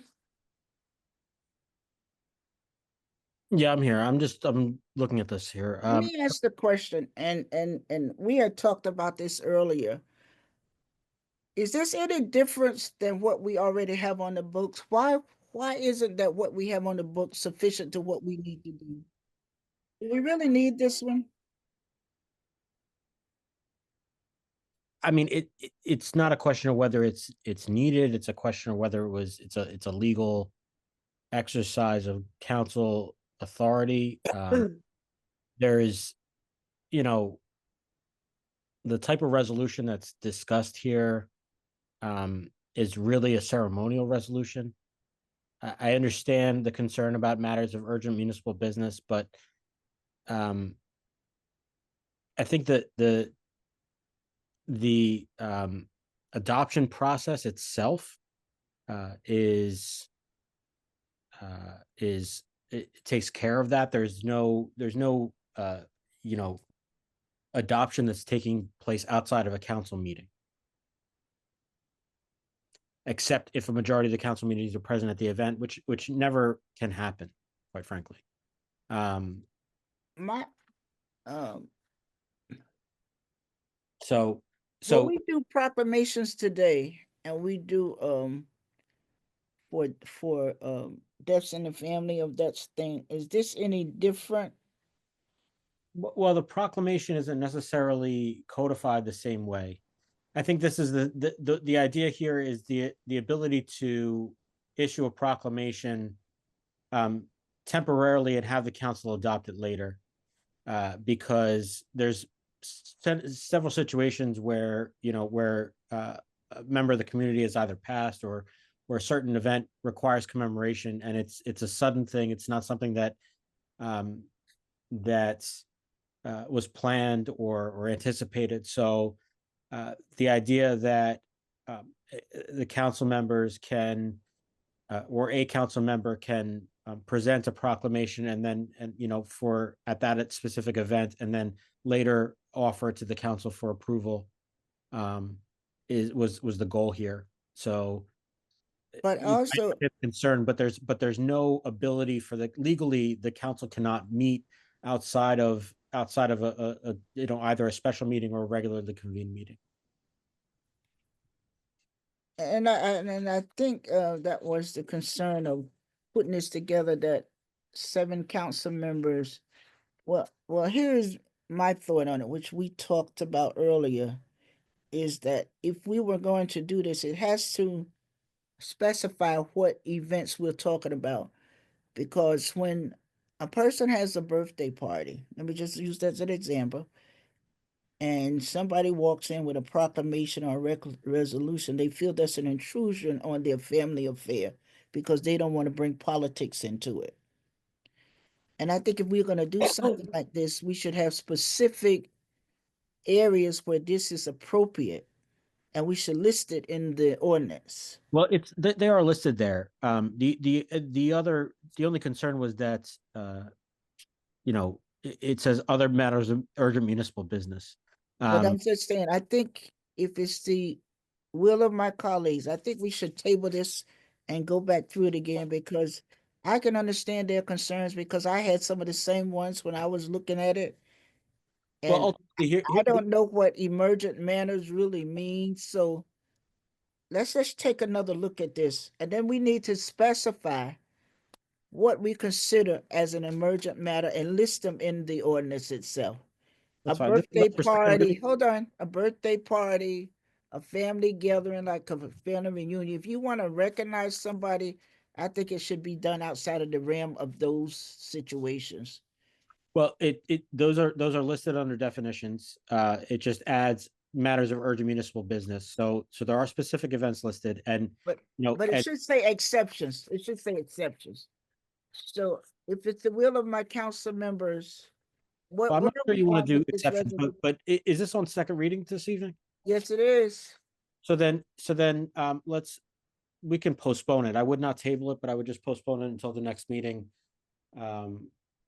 But you know, be reassured that, you know, there is a clause in here that, you know, all this has to comply with OPMA. There's nothing that the council is not. Hold on, city attorney. I think we need to close citizen comments, and then we'll go to on the motion and we'll finish this. So let us close, because we on citizen comments right now. That's fine. So let's just close citizen comments. and Motion then to close citizen comments. Second, Montague. Okay, All in favor? Aye. Aye. Any opposed? Citizen comments closed. So now we on the motion to adopt. There a motion? Motion to adopt to postpone. Wait. Motion to postpone by Councilmember Coley, second. Montague, Second by Councilmember Montague the third. On that motion, On the motion. on the motion, On that motion, Councilwoman Hibbert. Yes, thank you. I was listening to your conversation with the attorney, and I was not here when this was on first reading, but I did have some concerns as well because I feel like it's not really specific to its purpose. I feel like this is kind of what we're doing already. It's like you just threw the cart before the horse. I mean, there's many a times that I might not be available for, let's use a birthday party example. And then when I get there, oh, there's a proclamation presented and it has my signature. But I wasn't informed, I wasn't asked. And my signature, me as an individual, was just placed on a proclamation or a resolution without my input or my say. And there's been many of times where a council president or a council vice president might send out a message and it doesn't have a quorum in the message, just to say, hey, I just want to run this by you, because that's how we might be able to communicate without having 7 of us or 4 of us present. So I really feel like this is trying to speak to like unforeseen events. I can understand that, but I kind of feel like we already do that, and we really don't need this document, this ordinance put on the books, because it's really just saying you could just do anything you want and not really include anybody or notify anybody as to what's happening, but yet you're using our name and you're using the city. So I'm not in favor of this. I would like to see some revision if you're really adamant about putting this on the books, but there needs to be a list of exceptions. There still needs to be majority buy-in in a situation like this, and we need to communicate. It's really taking out the communication component amongst the council members. Where something's going on in our community, we need to know, because maybe we wanted to pay our respects. And I'm pretty sure that Councilwoman Eason could agree with me. There's been times someone may have had a retirement or retirement or deceased, and the information slowly got to us, and we weren't able to really pay our respects to that person or the family. So I think that's something we as a council, we could improve on, but I don't think this is going to help us with really moving forward and including everybody in representing. Council Vice President, if I may, just a point of clarification. So I think that maybe there's some misunderstanding here. This was not something that was presented by the administration. This was presented by your council colleagues. It is a ordinance that is intended not to put anybody's signature on it. In fact, it cannot put your signature on it.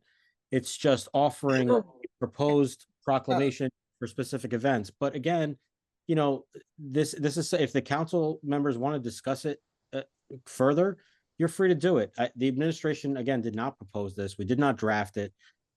So whatever, you know, the council members want to put forward as legislation, you know, we're more than happy to review it at the time and guide you on what's legal and what's not.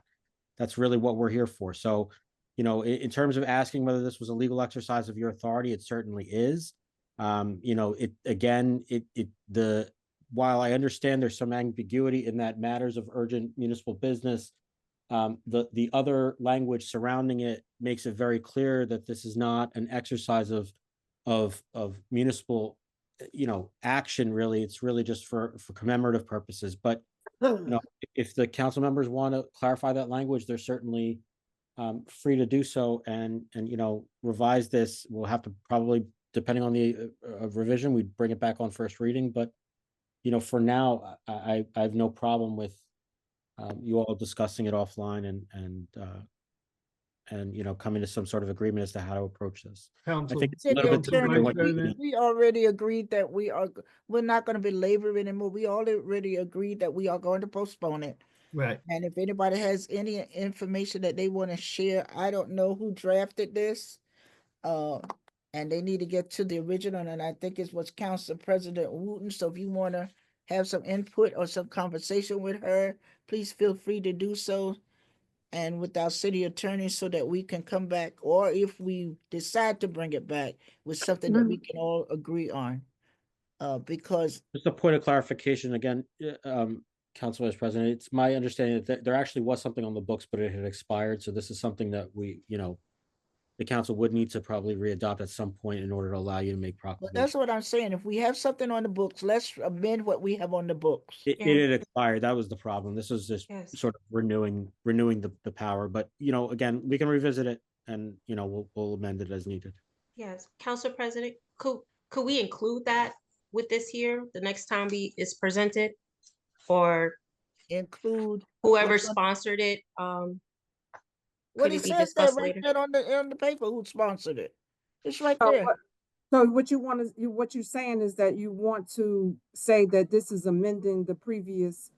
We want to thing. take a look at what's on the books today. Yes. And then amend what's on the books to include whatever we need to do from this part. But right now, we're just gonna postpone this for a future date. Okay? Okay. Yes. There's no longer anything on the books because it's expired. That's why But that was the point. But we'll explore and we'll get back to the council. City Attorney Ms. Rahi, we understand it's expired, but we need to look at what was formerly there, and we will amend that to include whatever needs to be here. Okay? Okay, so the motion to postpone was made by Councilmember Coley and second by Councilmember Montague III. Is there anyone else on the motion? If not, roll call. Councilmember Coley to postpone. Yes. Councilmember Eason, Yes. Councilmember Hilbert, Yes. Councilmember Montague III, Yes. Councilmember Ross. Yes. Councilmember Summers Johnson is absent, and Council President Wooten is absent. So this item has been postponed to the next meeting. Ordinance on introduction, first reading, 2-2025. An ordinance to amend the code of the City of Orange Township, Chapter 179, entitled Sidewalk Cafes, Section 179-7, fees. The motion to adopt on first? No, point of order. Mm-hmm. We agreed in the finance, the recommendations, we're gonna table this, remember? And we're Okay, gonna so look at motion what's to- on the books today. We're gonna look at the whole package and see what we need to amend and make sure that whatever is on the books today meets the needs of the city. Before Is we- there a table then? So can we motion? have a motion to table? Motion. The table, Ross. Second, Hilbert. A motion to table by Councilmember Ross, second by Councilmember Hilbert. On that motion, seeing none, roll call. Councilmember Coley to table, Yes. Councilmember Eason, Yes. Councilmember Hilbert, Yes. Councilmember Montague III, Yes. and Yes. Councilmember Ross. So Councilmember Summers Johnson is absent. Councilmember President Wooten are both absent. This item will be tabled. And for the clerk, Ms. Lanier, could you make sure that you pull pull that information, send it to each council member so we can review it? Can you guys pull that legislation and just send it out to all council members? Okay, Trish, you got that? I'm trying to pull it up right now, yes. Oh, okay, got you. And then everyone should review it, and we will submit our comments to the clerk's office. Okay. So we're going to go And to the on. city attorney's office, so they can revise whatever we need to revise. Okay? Yes, ma'am. Okay, All right. so now we're going on to the consent agenda. All items listed with an asterisk are considered to be routine by the city council and will be enacted by one motion. There will be no separate discussion of these items unless the council member so requests, in which event the item will be removed from the general order of business and considered in its normal sequence of the agenda. So, council members, I think 21-2025, there was supposed to be a correction. Yes, and I 27. have that. And then 27-2025, a correction, 'cause the years are wrong. But Trish, the 21-2025, what's the correction? Okay, Just a misspelling of the word Oh. consultant. consultant was spelled wrong. Consult- 27 Oh, right. in the Okay. agenda pack, the resolution, it should read January 1st, 2025 instead of January 1st, 2024. Those are the two Okay. corrections. So, city attorney, because the word was spelled wrong, do we need to pull this off and do a separate vote to correct the spelling? 21-2025? No, it's a clerical error. Oh, it's a clerical error, but 27-2025, because the dates is wrong, we should pull it off. We should just, yeah, we can amend the title. Just, Should- make a motion to amend the title. So am I making the motion to amend the title now Yes, and just consider it in the consent agenda? correct. Okay, so for the record, 21-2025, the correction is the word consultant was spelled wrong. So we're going to amend that. And then 27-2025, the correction is the dates. So a resolution authorizing the city of Orange Township to enter into a voluntary cooperative pricing agreement with the county of Essex for the purchase of goods and services commencing January 1st, 2025 through December 31st, 2027. So those are the amendments. So council members, are there any other items on the consent agenda that you wish to remove? Point of order. Mhm. Ms. Lanier, Yes. when you read the title on 27-2025, you said 2027. So let's do that again. It's 2025. Oh, what? Wait, what year is it? I thought it was 2025 through December 2027. No, Am it's I- January 1st, 2025 through Right. December 31st, 2025. I thought Oh. it was December 2 weeks ago. Who's that speaking? Trish, what is the actual dates of this? Is it 2025? Let me read it over again. I'll read it over again. So, Council President, you're saying that it's 2025? Yes. Yeah. It's for Okay. 1 year, 1 year. 1 year, okay, so 27-2025, a resolution authorizing the city of Orange Township to enter into a voluntary cooperative pricing agreement with the county of Essex for the purchase of goods and service commencing January 1st, 2025 through December 31st, 2025. Okay. So the consent agenda consists of 17, 18, 19, 20, 21, 22, 23, 24, 25, 26, 27, 28, 29, 30, 31, 32, 33, 34, 35, 36, 37, 38, 39, 40, 41, 42, 43, 44, and 45. Is there a motion to adopt the consent agenda? Motion Coley. Second? Second, Montague. Wait, I'm lagging. Can you repeat that? Mr. Ivies, you do not speak. Otherwise, you will be removed from the meeting. Anyone on that motion? Seeing none. Roll call. Councilmember Coley. Yes. Councilmember Eason.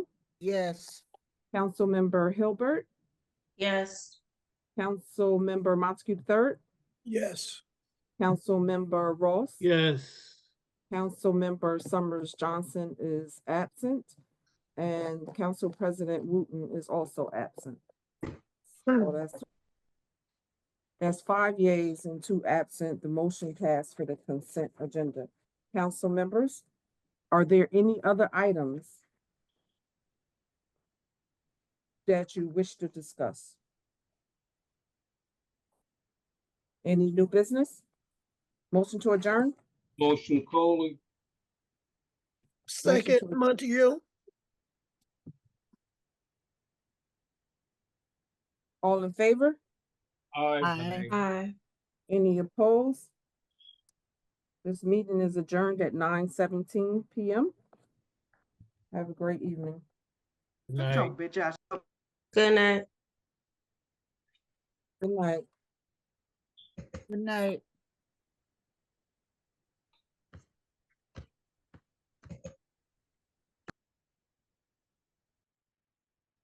Just respectfully, shut your bitch ass up.